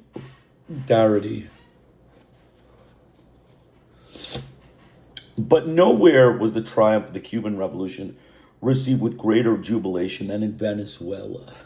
Rear Admiral Wolfgang Larrazabal, president of the civilian military junta that had taken over after the fall of Perez Jimenez, was the only Latin American head of state who openly supported the revolution. During the struggle, he allowed representatives of the July 26 movement to operate in Caracas, and he supplied the rebels with arms. Batista discovered these shipments in 1958 and accused Romulo Betancourt and Larrazabal of being communists. During the final weeks of the struggle, Venezuelan radio stations broadcast news of the events in Cuba 24 hours a day. Some of these stations warned of the danger of United States military intervention, something the continent had experienced often. President-elect Betancourt stated that the Cuban Revolution was an example of the invincible passion for liberty in the continent and criticized the casual indifference of the Organization of American States to Batista's genocidal bombardment of his people. The OIAS and its member governments remained silent about these crimes. In the matter of recognition for the rebel government, Washington adopted the Patris practice of neither first nor last. 6 days after the fall of Batista and 2 days before Fidel arrived in Havana, Dwight Eisenhower reorganized the rebel government. The haste of the act, the second recognition after that of Venezuela, was seen as an attempt to repair the bad image stemming from the support for the dictator. 9 Latin American nations followed suit, as well as the Soviet Union, even though Batista had severed diplomatic ties in 1952 to ingratiate himself with Washington after his coup against Prio Socarrás. On January 6th, an editorial in the New York Times applauded Washington's decision to recognize the revolutionary government, since it had consolidated its position sufficiently to win widespread international recognition, including that of the United States. It has pledged itself to honor all international obligations, to hold new elections within a maximum of 2 years, and to protect foreign property and investments. In addition, noted the editors, it had rejected accusations of communist infiltration among the rebel ranks and had given assurances that it would not establish diplomatic relations with the Soviet Union nor with socialist countries. Nevertheless, added the Times, if there is one blot on its record thus far, it is the summary executions of former opponents and the proposed war crimes trials of hundreds more.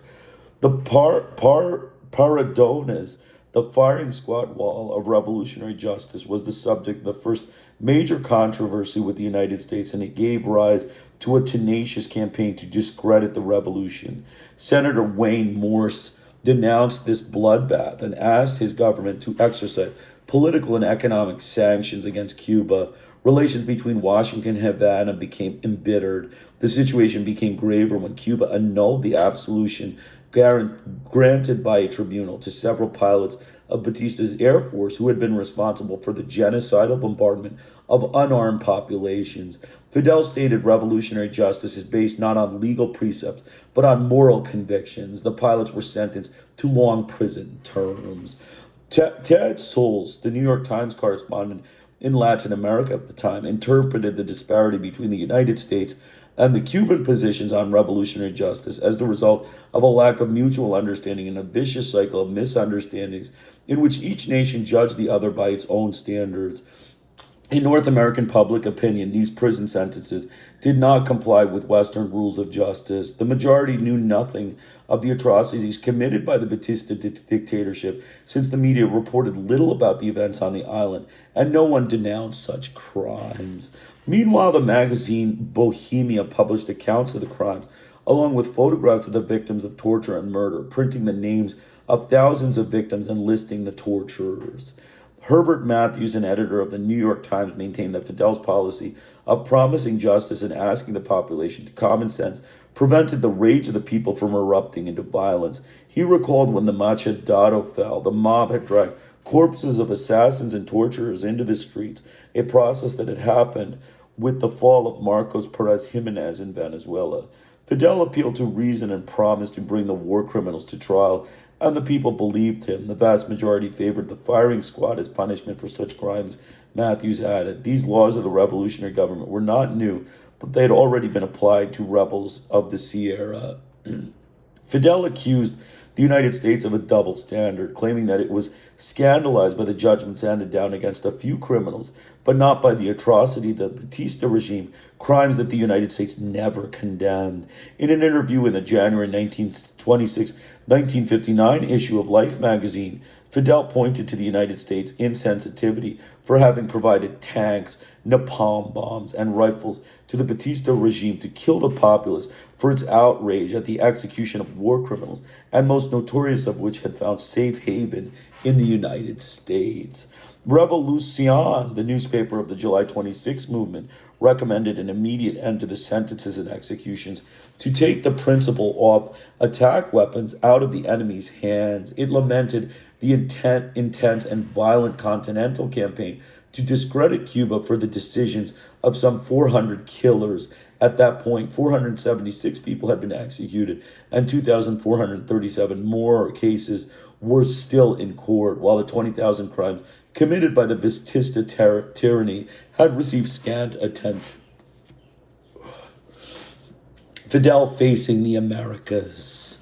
Fidel's trip outside Cuba was to Venezuela in response to an invitation by the president of the junta, Rear Admiral Larrazabal. Fidel went to show solidarity for the first anniversary celebration of Perez Jimenez's overthrow and to thank the Venezuelan government for the support it had provided to the revolution. His reception by the public was delirious. Close to 100,000 people gathered to hear and cheer him in Caracas' Plaza del Silencio.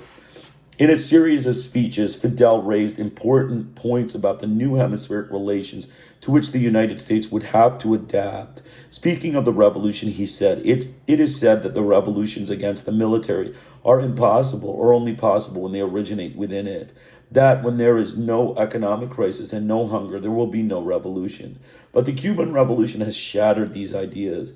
To some, Fidel's words might seem like a diatribe against the Venezuelan armed forces, which was still practically intact, and against the military throughout Latin America, as well as a call to revolution. Fidel's formulations of these points did not please the recently elected president, Romulo Betancourt, who avoided a meeting with the Cuban leader by leaving Caracas. From the start, there was a tacit hostility between the two leaders. Betancourt soon became a fierce enemy of the Cuban Revolution and Fidel, when the Venezuelan guerrilla movement rose up, provided arms advisors and aid to topple Betancourt.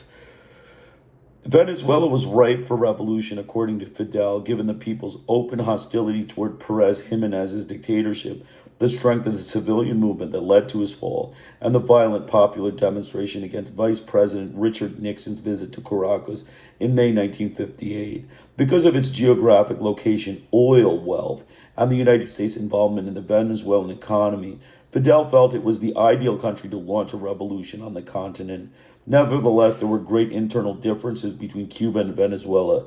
The armed struggle would not be against a dictator, as it had been seen in the case of Cuba, but against a president democratically elected after decades of dictatorship, who enjoyed enormous national and international popularity. In April 1959, 3 months after his triumph, Fidel arrived in the United States, having been invited by the National Association of Newspaper Editors. He was a mere 31 years old and already the prime minister of his country. The visit to the empire was a trial by fire. He was confronted with the hostility of the American administration and the suspicion of the powerful American press.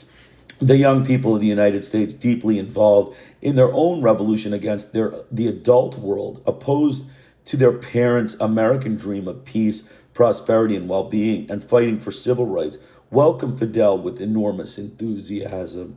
The New Left opposed equally Western imperialism and the excesses of Soviet Marxism.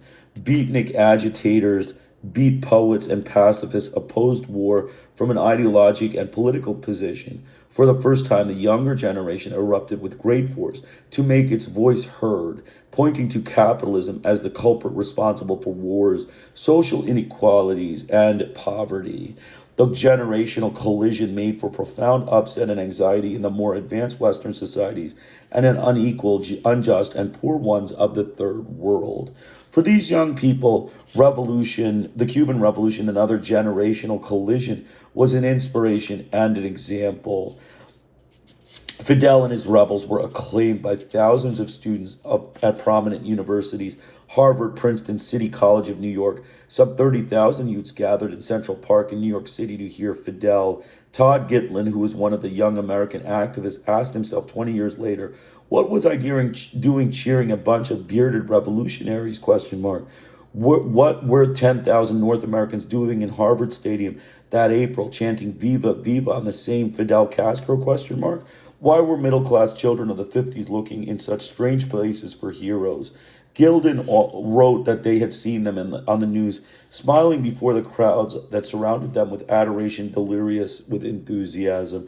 When Fidel arrived in Washington, he was hampered by the suspicions about communist infiltration of the revolution and his participation in the April 9, 1948 Bogotazo in Colombia, which, according to the United States intelligence services, had been instigated by communists. In United States and Latin American centers of power, few doubted the communist sympathies of some of the Cuban commanders, and many feared that Cuba would choose that course. Fidel's statements throughout his bumpy political career have been sufficiently radical, though he never used such words as nationalism, anti-imperialism, or socialism. In his famous self-defense, "History will absolve me," his nationalism, anti-imperialism, and socialism permeated his work, according to United States historian Maurice Halpern. Years later, in 1966, Fidel declared that his defense was the seed of all that the revolution later accomplished, adding, "They call itself Marxist, but perhaps a real Marxist would not consider it so. In fact, the laws he proposed, although radical and of deep social and political significance, perhaps revolutionary for Latin America, were not extremist. It would not have been intelligent to create an open confrontation," he pointed out. "I think that all radical revolutionaries at certain moments and under certain circumstances do not announce programs that could create a united front among their enemies." From the start of this political baggage was augmented by critical statements regarding American policies towards Cuba. Fidel warned that the events of the 1898 War of Independence against Spain would not be repeated. He scorned the United States military mission stationed in Cuba by an agreement between the Eisenhowers and the Batistas. He stated, "We do not need it. It trained Batista soldiers to lose the war, so we do not want it to teach us anything." The following day, he expelled it from the country. And in his speech at the Rotary Club, he repeated that he was not a communist, but noted sarcastically that anyone who refused to sell out is branded a communist. And as far as I'm concerned, he added, "I will neither sell out to the Americans nor take orders from them." In most of the statements and speeches he made in the United States, Fidel tried to calm local fears, reassuring his audiences that neither he nor the revolution were communist, nor did he have any intention of letting the comrades play a part in the government. He promised that agrarian reform, the first law of the revolution, enacted this in the Sierra Maestra in 1958, would not expropriate or nationalize American property. It would be carried on to cultivate land and be compensated in kind. In the United States, Fidel displayed an unexpected restraint, though it was not out of keeping with the moderate composition of the revolutionary government, which included prominent non-communist or decidedly anti-communist figures. He was careful not to offend the great power. Some pundits considered these aseptic pronouncements on American soil a strategy designed to confuse public opinion and gain him time to accomplish his objectives without great controversies. Fidel was well aware of hemispheric realities. He knew that his struggle was evolving in the context of society deformed by years of McCarthyism and anti-communist ideologic indoctrination. Any Marxist, Leninist, or anti-imperialist pronouncement would be observed at such a point. 8 years later, Raul Castro confirmed what many already knew. The aim of the revolutionary struggle was not only intended to remove Batista and his gang from power, but also to become the transformation complete of Cuba's political, economic, and social system, and to put an end to foreign oppression, poverty, unemployment, poor health care, and ignorance, which have been holding our people down. During his visit to the United States, Fidel proposed conditions for new commercial relations between the two countries. They must be fair, contrary to what all heads of state did on their first visits to the capital of the empire. As for economic aid, Fidel declared, "Many men come here to sell their souls. We want only understanding and sympathy." Fidel's statements distancing himself from communism disconcerted the left wing in Cuba as well as the rest of the continent. The newspaper Hoy, a publication of the Cuban Communist Party, carried hardly any news about Fidel's important visit to the United States. Though his invitation had not been cleared with the State Department and did not please the government, some United States officials gave Fidel a warm reception. However, Raul Roa, who was the Cuban ambassador to the OAS at the time, later he would become the chancellor, claimed that this was not the case, that was the opportunity the United States government lost after having supported the Batista tyranny for 7 years, and to make goodwill gesture toward the Cuban Revolution. Eisenhower also avoided meeting with Fidel. Of the 5 days of the visit, he was at Camp David playing golf, not realizing that the Cuban Revolution was beginning to divide the history of the hemisphere in two. After successful visits to the United States and Canada, Fidel went to Buenos Aires in May 1959 to take part in a meeting of the Committee of 21, composed of the Treasury Ministers of the America. The United States was represented by an undersecretary. He stopped in several capitals along the way, meeting with Eric Williams, Prime Minister of Trinidad and Tobago, Juscelino Kubitschek, president of Brazil, members of the Uruguayan government, and in Buenos Aires with President Arturo Frondizi. Everywhere he received a hero's welcome. In Buenos Aires, Fidel presented a harsh analysis of the situation in the hemisphere. He pointed out the social and economic inequalities, maintaining that they made impossible the realization of the democratic ideals of all the people's desires. He proposed the creation of a Latin American common market and suggested that the continent undertake a regional economic development plan funded by the United States contribution of $30 billion over a 10-year period. Eisenhower characterized these proposals as ridiculous and demagogic. Javier Pazos, a Cuban economist who accompanied Fidel to Buenos Aires, he left Cuba in 1960, believed that at this moment Fidel Castro wanted to keep the United States as a close ally and the sponsor of the proposal he had made, and he saw himself as the head of a Latin American revolution. For Herbert Matthews of the New York Times, this was the last chance Fidel gave the United States to keep him within a Western democratic context at a distance from communism. The Caribbean in flames. On April 29, 1959, while Fidel was still in Washington, 85 men and 2 women, most of them Cubans, left Cuba and disembarked in Panamanian territory with the aim of overthrowing the government. This action was extremely embarrassing for Fidel since it clouded the image of the revolution. Further, the action caused a major international scandal since the famous British dancer Margot Fonteyn and her husband Roberto Arias, a member of Panama's high society, were accused of having instigated it. Fontaine was arrested and expelled from Panama, and Arias went into hiding. On a hemispheric scale, the reaction was alarm. Cuba was perceived as a threat since it was exporting its revolution. Fidel quickly condemned the action, which he described as the deed of adventurers, harmful to the revolution and inconceivably irresponsible. He denied any involvement of his government in the effort. Influential media in the United States maintained that the invaders could not have left Cuba without the cooperation or knowledge of the Cuban government. Some declared that Raul Castro must have been behind his action because of the unscheduled meeting he had had with Fidel at the Houston airport when Fidel was on his way to Buenos Aires for the meeting of the Committee of 21. One member of Fidel's entourage later said that he heard a bitter telephone conversation between the two brothers when Fidel was passing through Boston on one leg of his journey to Buenos Aires. The Eisenhower administration wanted a hemisphere-wide condemnation of the revolutionary government for this act, but the greatest source of surprise, frustration, and sense of alarm was the attitude of President Ernesto de la Guardia, against whom the attempted invasion was directed. He did not blame the Cuban government because Fidel attested that his government had no responsibility in such an undertaking. At the OAS, where the matter was discussed, the Panamanian representative described the invasion as the action of Panamanian pirates and adventurers. Panama requested military aid, claiming that it was not able to defend itself. Washington sent arms and deployed planes and ships to the Caribbean to observe suspicious movements.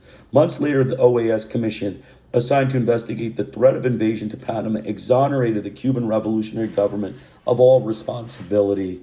From May to August 1959, groups of Nicaraguan, Dominican, and Haitian revolutionaries left Cuba with the aim of creating focos, centers of resistance, to oust their respective dictators. Somoza, Trujillo, and Duvalier all failed. Although the Cuban government disclaimed all responsibility in these attempted invasions, Washington orchestrated an intense campaign to discredit the Cuban government and accuse it of exporting its revolution. It portrayed Cuba as a threat to the continent. Revolution is not exportable. It is a phenomenon particular to each country. It is people who make the revolution, declared Fidel. Cuba was not responsible for these invasion attempts. On the contrary, it forbade them, stated the Cuban Chancellor Raul Roa before the United Nations Security Council in January 1960. In effect, a few days before the attempts to invade Panama, news agencies reported that Pinar del Rio, the rebel army, had arrested and disarmed 100 Nicaraguans who were preparing to launch an attack against Somoza.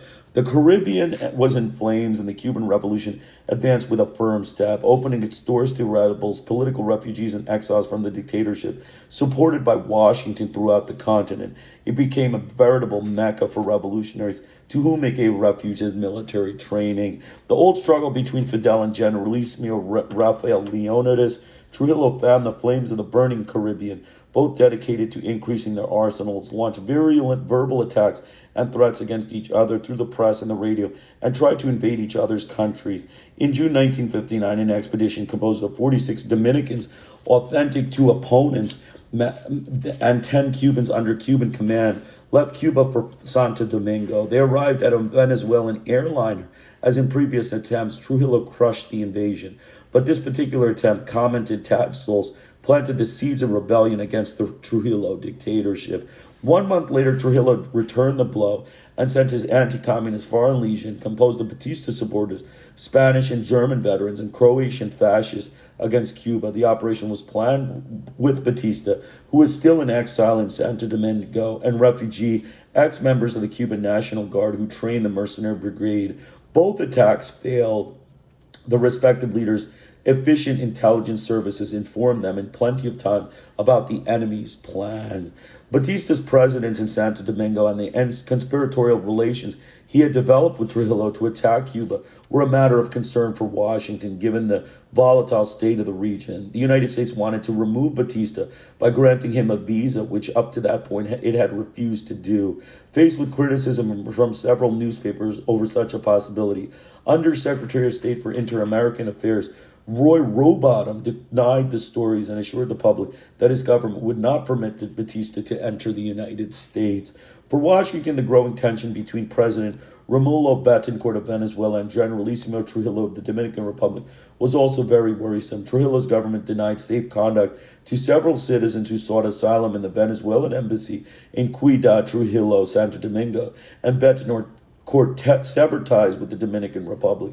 His aim was to promote a continental movement against Trujillo, and in OAS he proposed the creation of a cordon sanitaire against dictatorship and defense of democracy. He asked for collective measures to eliminate them and to expel them from the organization. Claiming that Cuba was close to succumbing to communism, Washington announced the suspension of arms sales to Cuba, and the Dominican Republic and asked allied and friendly nations to take the same actions. The United States made this move with a certain reluctance, according to declassified State Department documents, for fear of its own transgressions might come to light. For the United States had sold arms to Indonesia in its conflict with Belgium and the Netherlands, and to Tunisia in its struggle with France. Washington's allies raised no objections to the request, but in the face of such lucrative business, solidarity did not count for much. Great Britain, Canada, Belgium, Italy, and Spain continued to sell Cuba defensive weapons. The Cuban Revolution was a real problem for the United States. It was tearing hemispheric unity to shreds. It had enormous popular appeal in some governments, so as to avoid internal problems, was reluctant to support the United States policies against Cuba. In several capitals of the Continental, massive demonstrations were held in support of the revolution, with anti-imperialist and anti-Yankee slogans. These rallies frequently ended with the burning of the United States flag and of the stoning of its embassies. This was a new and worrisome state of affairs for Washington. Eisenhower understood the necessity of retooling his policies to show greater interest in economic and social problems, major concerns throughout the continent. Up to this point, his policies have been limited to military and security questions. In April 1959, the New York Times reported on a super-secret and stormy meeting in El Salvador, convened by the State Department of United States ambassadors to Central America and the Caribbean. Its purpose was to study such delicate matters as dictatorship and revolutionists in the Caribbean region and to give direction to policies concerning the area. Cuba, the main subject of discussion, gave rise to bitter polemics and splits between the career diplomats headed by Philip Bonsall, the United States ambassador to Cuba, who favored negotiation and concerned action through the OAS, and the political appointees who wanted direct intervention. Some of those opposed Bonsall's soft line threatened to resign. The Caribbean situation was explosive. Assistant Secretary of State Roy Rowbottom called it critical and urgent and recommended dealing with it immediately through the OAS. The State Department pressured the Democratic governments to call a consultative meeting of the OAS. The United States' objective was to condemn Cuba for exporting the revolution and violating the non-interventionist principles so dear to the continent. Rowbottom traveled to Colombia to ask President Alberto Lleras to host the meeting. Lleras agreed to the meeting, but suggested that it be held in Washington. Rowbottom did not counter this venue suitable. No government was willing to confront the internal agitation a conference against Cuba would provoke. Jorge Alessandri, president of Chile, one of the most stable democracies on the continent, offered to host the meeting. Thus, the fifth consultative meeting on the Caribbean situation was held in Santiago from August 12th to 18th, 1959. The continent was deeply divided and far-reaching to the boiling point. The more salient conflicts were between Betancourt and Trujillo. Trujillo attempted to have him assassinated, between Fidel and Trujillo, and between the Central American dictatorship spearheaded by Somoza and Fidel. Most of the countries were under military dictatorships allied with Washington and opposed to Cuba. The presidents of the civilian governments, Argentina, Colombia, Costa Rica, Mexico, Peru, and Venezuela, were democratic, anti-communist, and firm defenders of non-intervention. Only Argentina and Mexico favored the Cuban Revolution. After hearing the Inter-American Peace Commission's report on democracy, human rights, and Caribbean political tensions, the chancellors issued resounding declarations against communism, against dictatorships without naming names, in defense of non-intervention, and in favor of representative democracies. Venezuela proposed collective action by the OAS against the dictatorship, but the majority opposed the motion, declaring that it represented the intervention in the internal affairs of other states. The United States' proposal to create a commission to watch over peace in the Caribbean and to assist governments to resolving conflicts or controversies in defense of the democracies against communism also failed to pass. It was up to the Inter-American Peace Commission to handle the task, but within set limitations. The United States did not succeed in its attempt to condemn Cuba, nor did Cuba or Venezuela manage to pass a condemnation of the dictatorships, nor did Latin America succeed in persuading the meeting to deal with its major concerns, social and economic conditions, because of the firm and repeated United States opposition. At the Washington OAS meeting to set the agenda for the fifth consultative meeting, Cuba had proposed the inclusion of the item, economic underdevelopment and political instability, since these were the cause of the continent's explosive situation. The United States blocked this proposal, noting that the item would distract attention from the more important topics. The majority went docilely along. United States ambassadors in the various capitals reported official and press reactions to the fifth consultative OAS meeting. The government responded diplomatically, generally favorably, noting that the principle of non-intervention had been upheld, while for the most part, the press was critical. A Bolivian daily characterized the OAS as sluggish and bureaucratic and demanded energetic action against the dictatorship. A Brazilian paper held that literal nothing was done to change the attitude of the dictatorial governments.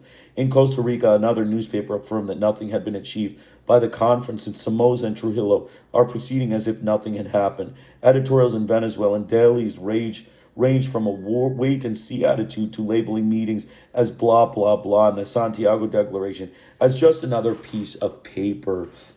Raul Castro, who arrived in Santiago with a group of rebels, a surprise Alessandri fully appreciated, and said upon his return to Havana that OAS was good for nothing, was dominated by the United States, and was opposed to Latin American interests. He observed that the Santiago Declaration was so pretty that it couldn't be signed by representatives of Trujillo, Somoza, and other tyrants, and boasted that because of Cuba's opposition, the international police force the United States had requested was not established. The Cuban press headlined the conference as a triumph for Cuba. The conflict, the revolutionary government declared 1959 the year of liberation and proceeded to eradicate every trace of Batista dictatorship of the pro-imperialist and bourgeois state, and it began the process of economic, political, and military liberation from the United States. In January, before a demonstration the likes never before seen in Havana, the crowd was estimated at 800,000. Fidel announced that Cuba wanted not only political but also economic freedom. In February, he ordered the removal of the United States military mission, Army, Navy, and Air Force that was part of the voluminous aid package Eisenhower granted Batista to crush the rebel movement. The liberation of Cuba meant its liberation from United States domination imposed by the quote-unquote Yankee meddling in Cuba's War of Independence against Spain in 1898. At the triumph of the revolution, the Cuban economy was an integral part of the United States economy. United States monopolies controlled key industries, sugar, tobacco, copper, and manganese, as well as important parts of the banking and financial sectors. United States corporations owned 40% of the sugarcane plantations, almost all the cattle ranches, 80% of the public service sector, and 90% of the mining sector, and it has supplied practically the entire oil industry. Until 1958, Cuba was the fifth most important country for the United States in terms of trade and investment, and 80% of Cuba's international transactions were with the United States. The United States was the largest market for Cuban sugar, the island's most important product. The United States military mission stationed in Cuba was another form of domination. In May of 1959, when the Agrarian Reform Law, the first law approved by the rebels in Sierra Maestra, the policy of seizing land and natural resources and the confiscation of underused land, was put into effect, Fidel expropriated the United States investment valued at $500 million. Washington issued energetic protests, sending verbal notes and urgent messages through its ambassador. The Cuban government deemed these attempts as intervention in the nation's internal affairs and refused to heed any of the demands of the veiled threats. In September 1959, Cuban Chancellor Roa made the first declaration of the revolution foreign policy at the United Nations. Cuba refused to choose between capitalism, under which the people die of hunger, and communism, which solves economic problems but suppresses the freedoms so dear to mankind. He announced a policy of neutrality concerning the Cold War conflicts and stressed Cuba's commitment to the Third World. It became clear to the United States President and the Congress, as well as the monopolies and investors, that the exceptional relationship with Cuba was a thing of the past. Serious conflicts loomed near. The former ambassador, Earl Smith, described the lost paradise to a Senate committee. The United States, until the advent of Castro, was so overwhelmingly influential in Cuba that the American ambassador was the second most important man in Cuba, sometimes even more important than the Cuban president. Smith also reiterated his fears of communist infiltration into the Red ranks. The United States was not disposed to tolerate the fact that this small Caribbean island would threaten its hegemony and leadership of the hemisphere, break its unity, and demolish its interests.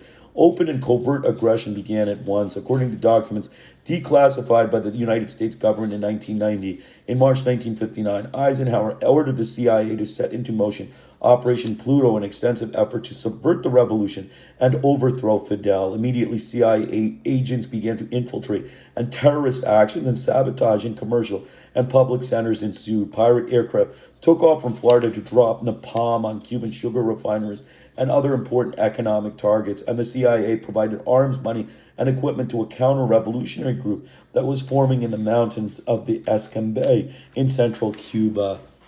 Washington offered employment premiums to stimulate an exodus of professionals and industrials so as to weaken the revolution. Thousands of politicians, businessmen, and professionals, especially doctors, abandoned the island. Most of them were members of the upper middle class, many of whom left during those first years, left behind families, professions, and fortunes.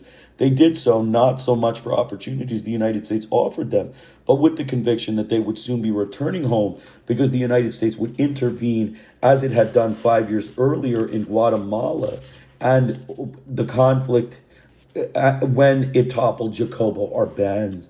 Blows were traded, and with each day that passed, the conflict grew increasingly bitter. The United States watched with consternation as Cuba grew progressively closer to the Soviet Union.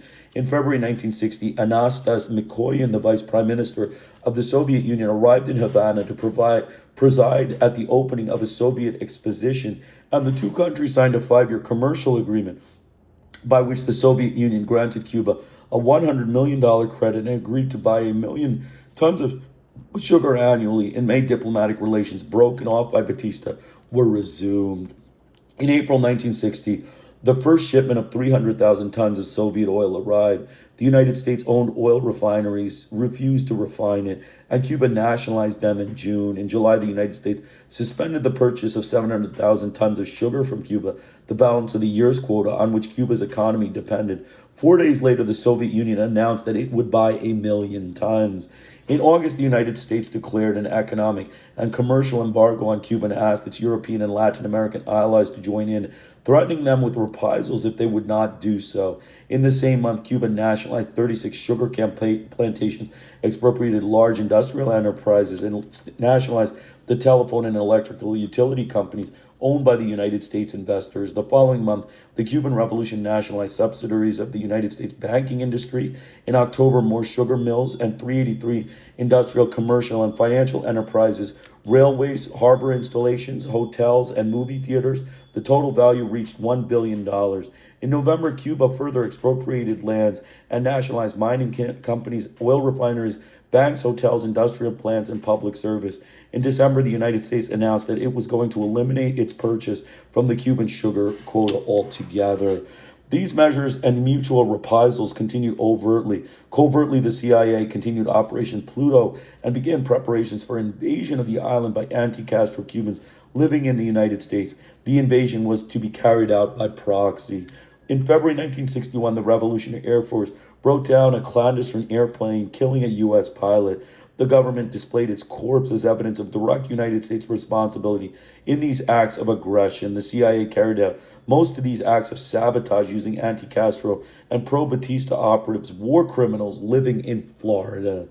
The terrorist act cost the lives of innocent victims. The worst such instance was the explosion of the French Le Couver in Havana Harbor in March 1960. It carried a shipment of Belgian weapons, the first the Cuban government had succeeded in acquiring. Scores of workers, soldiers, and police were killed, and hundreds of people were wounded. Some were permanently disabled. At the victims' funeral, Fidel launched the slogan, Patria a muerte, motherland or death. Later he added, Ven more, we will win. In September of the same year, after the detonation of two explosive devices in the midst of a large crowd in Havana's Revolution Square, Fidel created the Committees for the Defense of the Revolution, CDR, to mobilize and unite the populace against internal and external threats. CDRs are the most important mass organization in Cuba, in spite of internal security. From the time they function 24 hours a day on every block, in all cities and towns, in every factory and workplace, serving as informants for the security and police apparatuses. In January 1961, after a series of assassination attempts and acts of sabotage in which the long arm of the CIA was evident, Fidel denounced the espionage operation of the United States Embassy in Havana. The revolution has allowed a plague of intelligence service agents disguised as diplomats to remain here, conspiring and promoting terrorism. But the revolutionary government has decided that within 48 hours, the United States Embassy shall have not one officer more here than we have in the United States. The United States was supposed to reduce its personnel from 300 to 11. The Cuban people received this news with enormous joy, shouting, out, out, in reprisal. 2 weeks before the end of his term, Eisenhower broke off all diplomatic and consular relations with Cuba and prohibited the United States citizens from traveling to the island. He had already succeeded in persuading several countries to break off relations with Cuba. The Cuban government voiced its first denunciation before the United Nations Security Council in July 1960. It accused the United States of aggression against its country, offering protection to protesta war criminals and providing facilities for counter-revolutionary elements to attack Cuba. It denounced the flights of clandestine aircraft, which took off from Florida, violated Cuban airspace, and bombing sugar plantation and other economic targets. The speech pointed out that the economic and commercial embargo imposed on Cuba was intended to strangle its economy in violation of the UN and OAS charters. On the same day, the United States denounced Cuba at the OAS, accusing it of carrying out an intense and systematic campaign of distortions, half-truths, and outright falsehoods against the United States, and argued that the UN should not consider the Cuban complaint until the OAS reported on the counter-denunciation. In this way, the United States negated Cuba's complaint before the Security Council. Washington and influential American newspapers portrayed the Cuban denunciation as anti-American propaganda, as vicious as that of the Soviets. For the first time in its history, the United States has come under attack from Latin America, its traditional zone of influence. The Cuban intelligence services infiltrated agents into the CIA and among the anti-Castro ranks in Miami. In this way, the revolutionary government learned the preparations for an invasion and the existence of secret camps in Florida and bases in Guatemala where United States military advisors were training anti-Castro forces. Such operations, supposedly covert, were widely known within and outside the United States. So I'm going to take a short break. Please join me in just 1 minute. I'll be right back. Krishna Iyer, glad you could join us.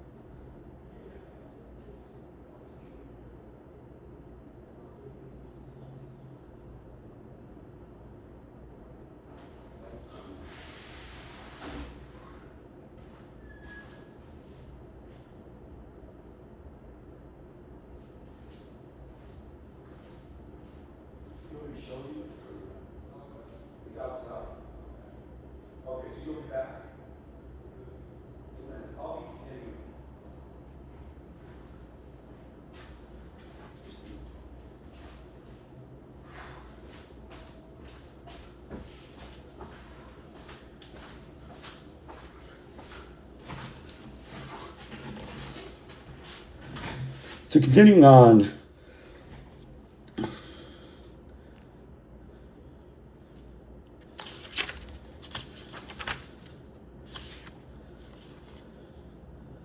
in 1960, Nikita Khrushchev offered Fidel military aid and the support of rockets in case of an attack against his country by the United States. The acceptance of this aid provoked intense diplomatic activity in Washington to convene the consultative organ of the OAS in order to condemn Cuba for threatening international peace. The United States always counted on the support of a majority of OAS members. Cuban Chancellor Roa referred to this as coalition as the United States colonial ministry. But the seventh meeting of the consultative organ in San Jose, Costa Rica in August 1960, for the first time, this support was absent and the United States did not have its way. The final declaration merely condemned the interference of extracontinental powers, the Soviet Union, the People's Republic of China, in the internal affairs of Latin America. The name Cuba did not appear in any of the documents from the meeting. First Declaration of Havana. Fidel's response to the San Jose Declaration consisted of the First Havana Declaration, approved by the Cuban people in a massive rally in Revolution Square that was convened as a National General Assembly. The declaration energetically condemned its San Jose counterpart in all particulars and characterized it as a document dictated by the United States imperialism and outrage of self-determination to sovereignty and to the dignity of the continent's family peoples. It condemned open and criminal intervention for more than a century North American imperialism has exercised against all the peoples of Latin America, and denounced the miserable submission of traitorous heads of government who permitted such intervention. It averred that the spontaneous aid from the Soviet Union was an act of solidarity, which Cuba accepted with gratitude, and announced that it would establish relations with the People's Republic of China and was rescinding its relations with the puppet government sustained by the Yankee 7th Fleet in Formosa. The United States failed to achieve consensus in the continent. These were new times. No government dared to hoist the anti-Cuban banner for fear of violent protests of their people who supported the revolution. On December 31st, 1960, in a letter to the President of the Security Council, Chancellor Roa requested an urgent meeting of the Council to study United States intentions to commit direct military aggression against his country with the cooperation of some government and Cuban war criminals, in which plans he affirmed his government had evidence. He said the United States was accusing Cuba of building 17 launching pads for rockets to be used by the Soviet Union, and that it was sending confidential letters to the government of the continent in an attempt to isolate his country. The council met for 2 days, heard the Cuban chancellor and the U.S. representative, and adjourned without taking any action. The invasion of the Bay of Pigs occurred 3 months later. The party's over. The policy of the United States regarding Latin America had been to support dictatorships. The brutality and corruption bothered neither Eisenhower nor his Secretary of State, John Foster Dulles. What mattered to them was that those governments maintained public order, prosecuted communists, and granted carte blanche to United States transnational companies and investors. Their priorities had been questioned of hemispheric security in the context of the Cold War. Although the weapons provided to the continent for defense of the hemisphere were given with restrictions that were not to be used for any further purpose nor passed on to any third country without previous approval by Washington, such safeguards could be lifted when there was a clear indication of communist implication among the opposition forces. The United States sold napalm bombs, useless for defense of the hemisphere, but of enormous destructive potential against civilian populations. When it refrained from selling them for fear of scandal, it provided the know-how for their manufacture. Such was the case in Colombia and Peru.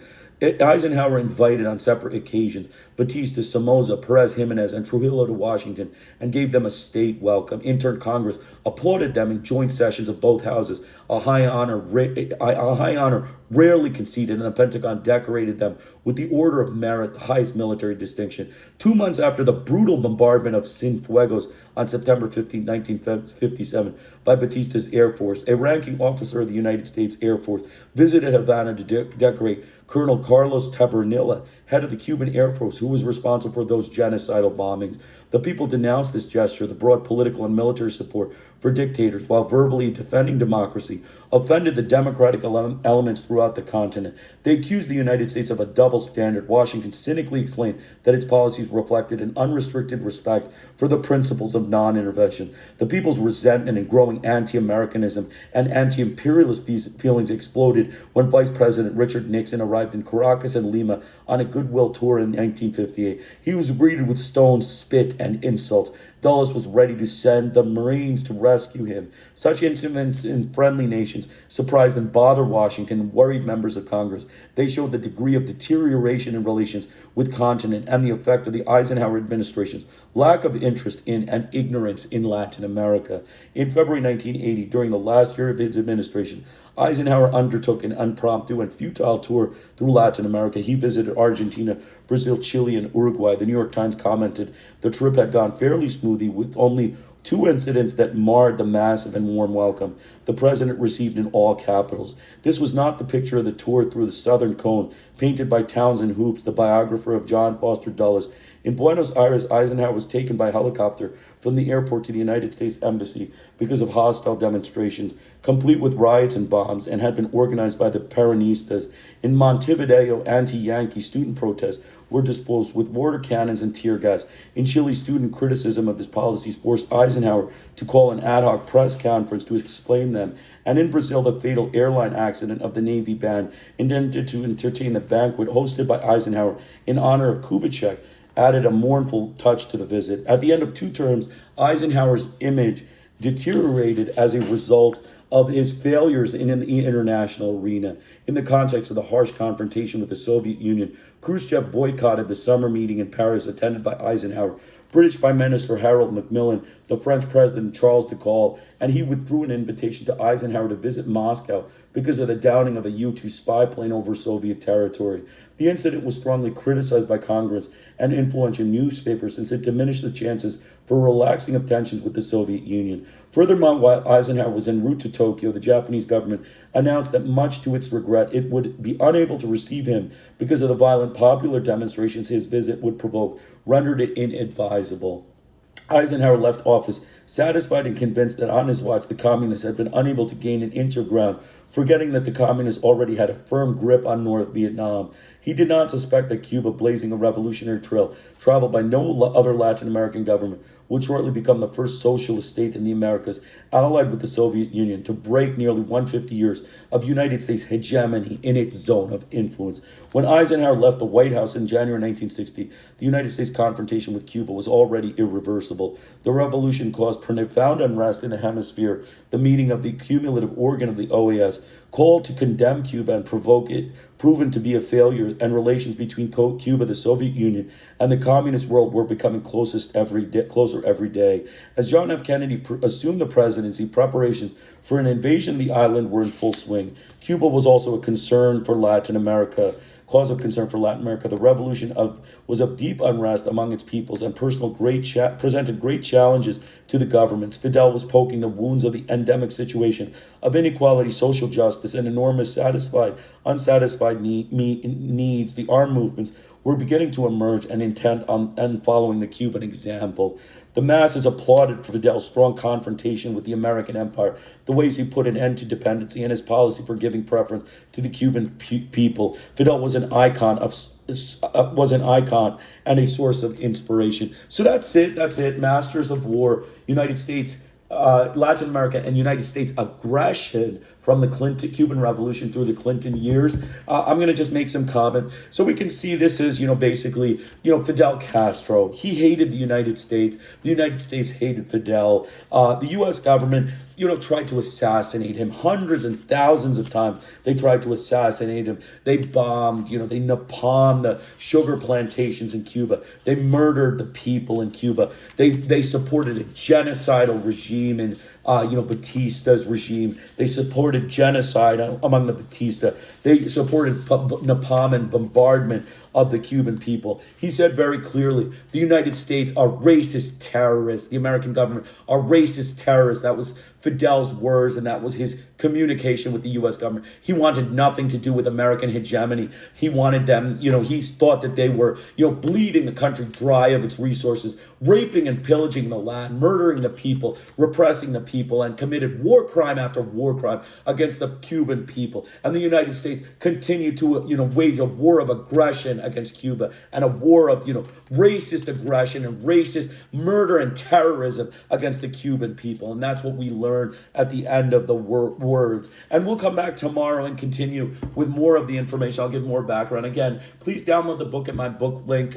It's in the description section. So we're going to finish up here. The U.S. government campaign of aggression is nicely described by Claire Nieto, a scholar of Columbia, who discusses America's racist wars of aggression against all of the Latin American countries.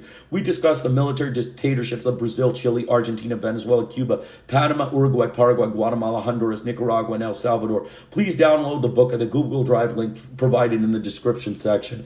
We start with the chapters More Nostrum, More Claustrum. This chapter discusses the racist colonial terrorism of the United States government against the people of Latin America. The U.S. mafia terrorists with nuclear weapons waged a vicious war of right-wing military fascism in the states of Latin America under the guise of colonialism and enslavement of the people of these lands. We can discuss briefly Brazil, as I would discuss separately in the book, United States penetration of Brazil. This coup was a military one. It was planned, executed, and funded by the U.S. Congress and President Lyndon Johnson. His actions amounted to terrorism against the democratic leader of jaoo, Goulart, who was the popular elected leader. He was labeled a communist, a deliberate lie by U.S. Congress and Johnson, and was replaced by General Humberto, who characterized his people with death squads, assassinations, imprisonment, destruction of education, destruction of the press, and complete submission to U.S. capitalist racist thieves who raped and pillaged Brazil's natural resources and left the Brazilian state people in a state of abject poverty. The U.S. government to this day denies that it was involved in this coup, but as Jan Knappers Black makes quite clear, the U.S. plan provided funding, provided economic and military assistance, and had its military on standby in the Brazilian borders in the case the coup failed. Typically, the American government terrorists deny their involvement and lay blame to the popular opinion, which was frankly anti-American. We also talk about the racist American media, New York Times, the Washington Post, as well as Time Magazine, Newsweek, Reader's Digest, as well as other U.S. mass media outlets and fabrication of stories of atrocities and falsifications. Omissions were abundant in painting the Latin American people as childlike and unable to take care of their own affairs. The racial purity was the basis for the American terrorism in Latin America. A large part of the terrorism in Latin America was the communist threat of democratic and popular governments. This amounts to Hispanic people or Brazilian people who were into helping their own people overcome racist fascism of the colonial times. The United States followed through on keeping the people in a state of racist terror and subjugation and enslavement, a typical characteristic of American colonialism. So that's it. Glad you could join us. Be back tomorrow with another, probably 50 pages, 2 chapters. Krishna Iyer with the Iyer Think Tank in Delray Beach. Have a great day.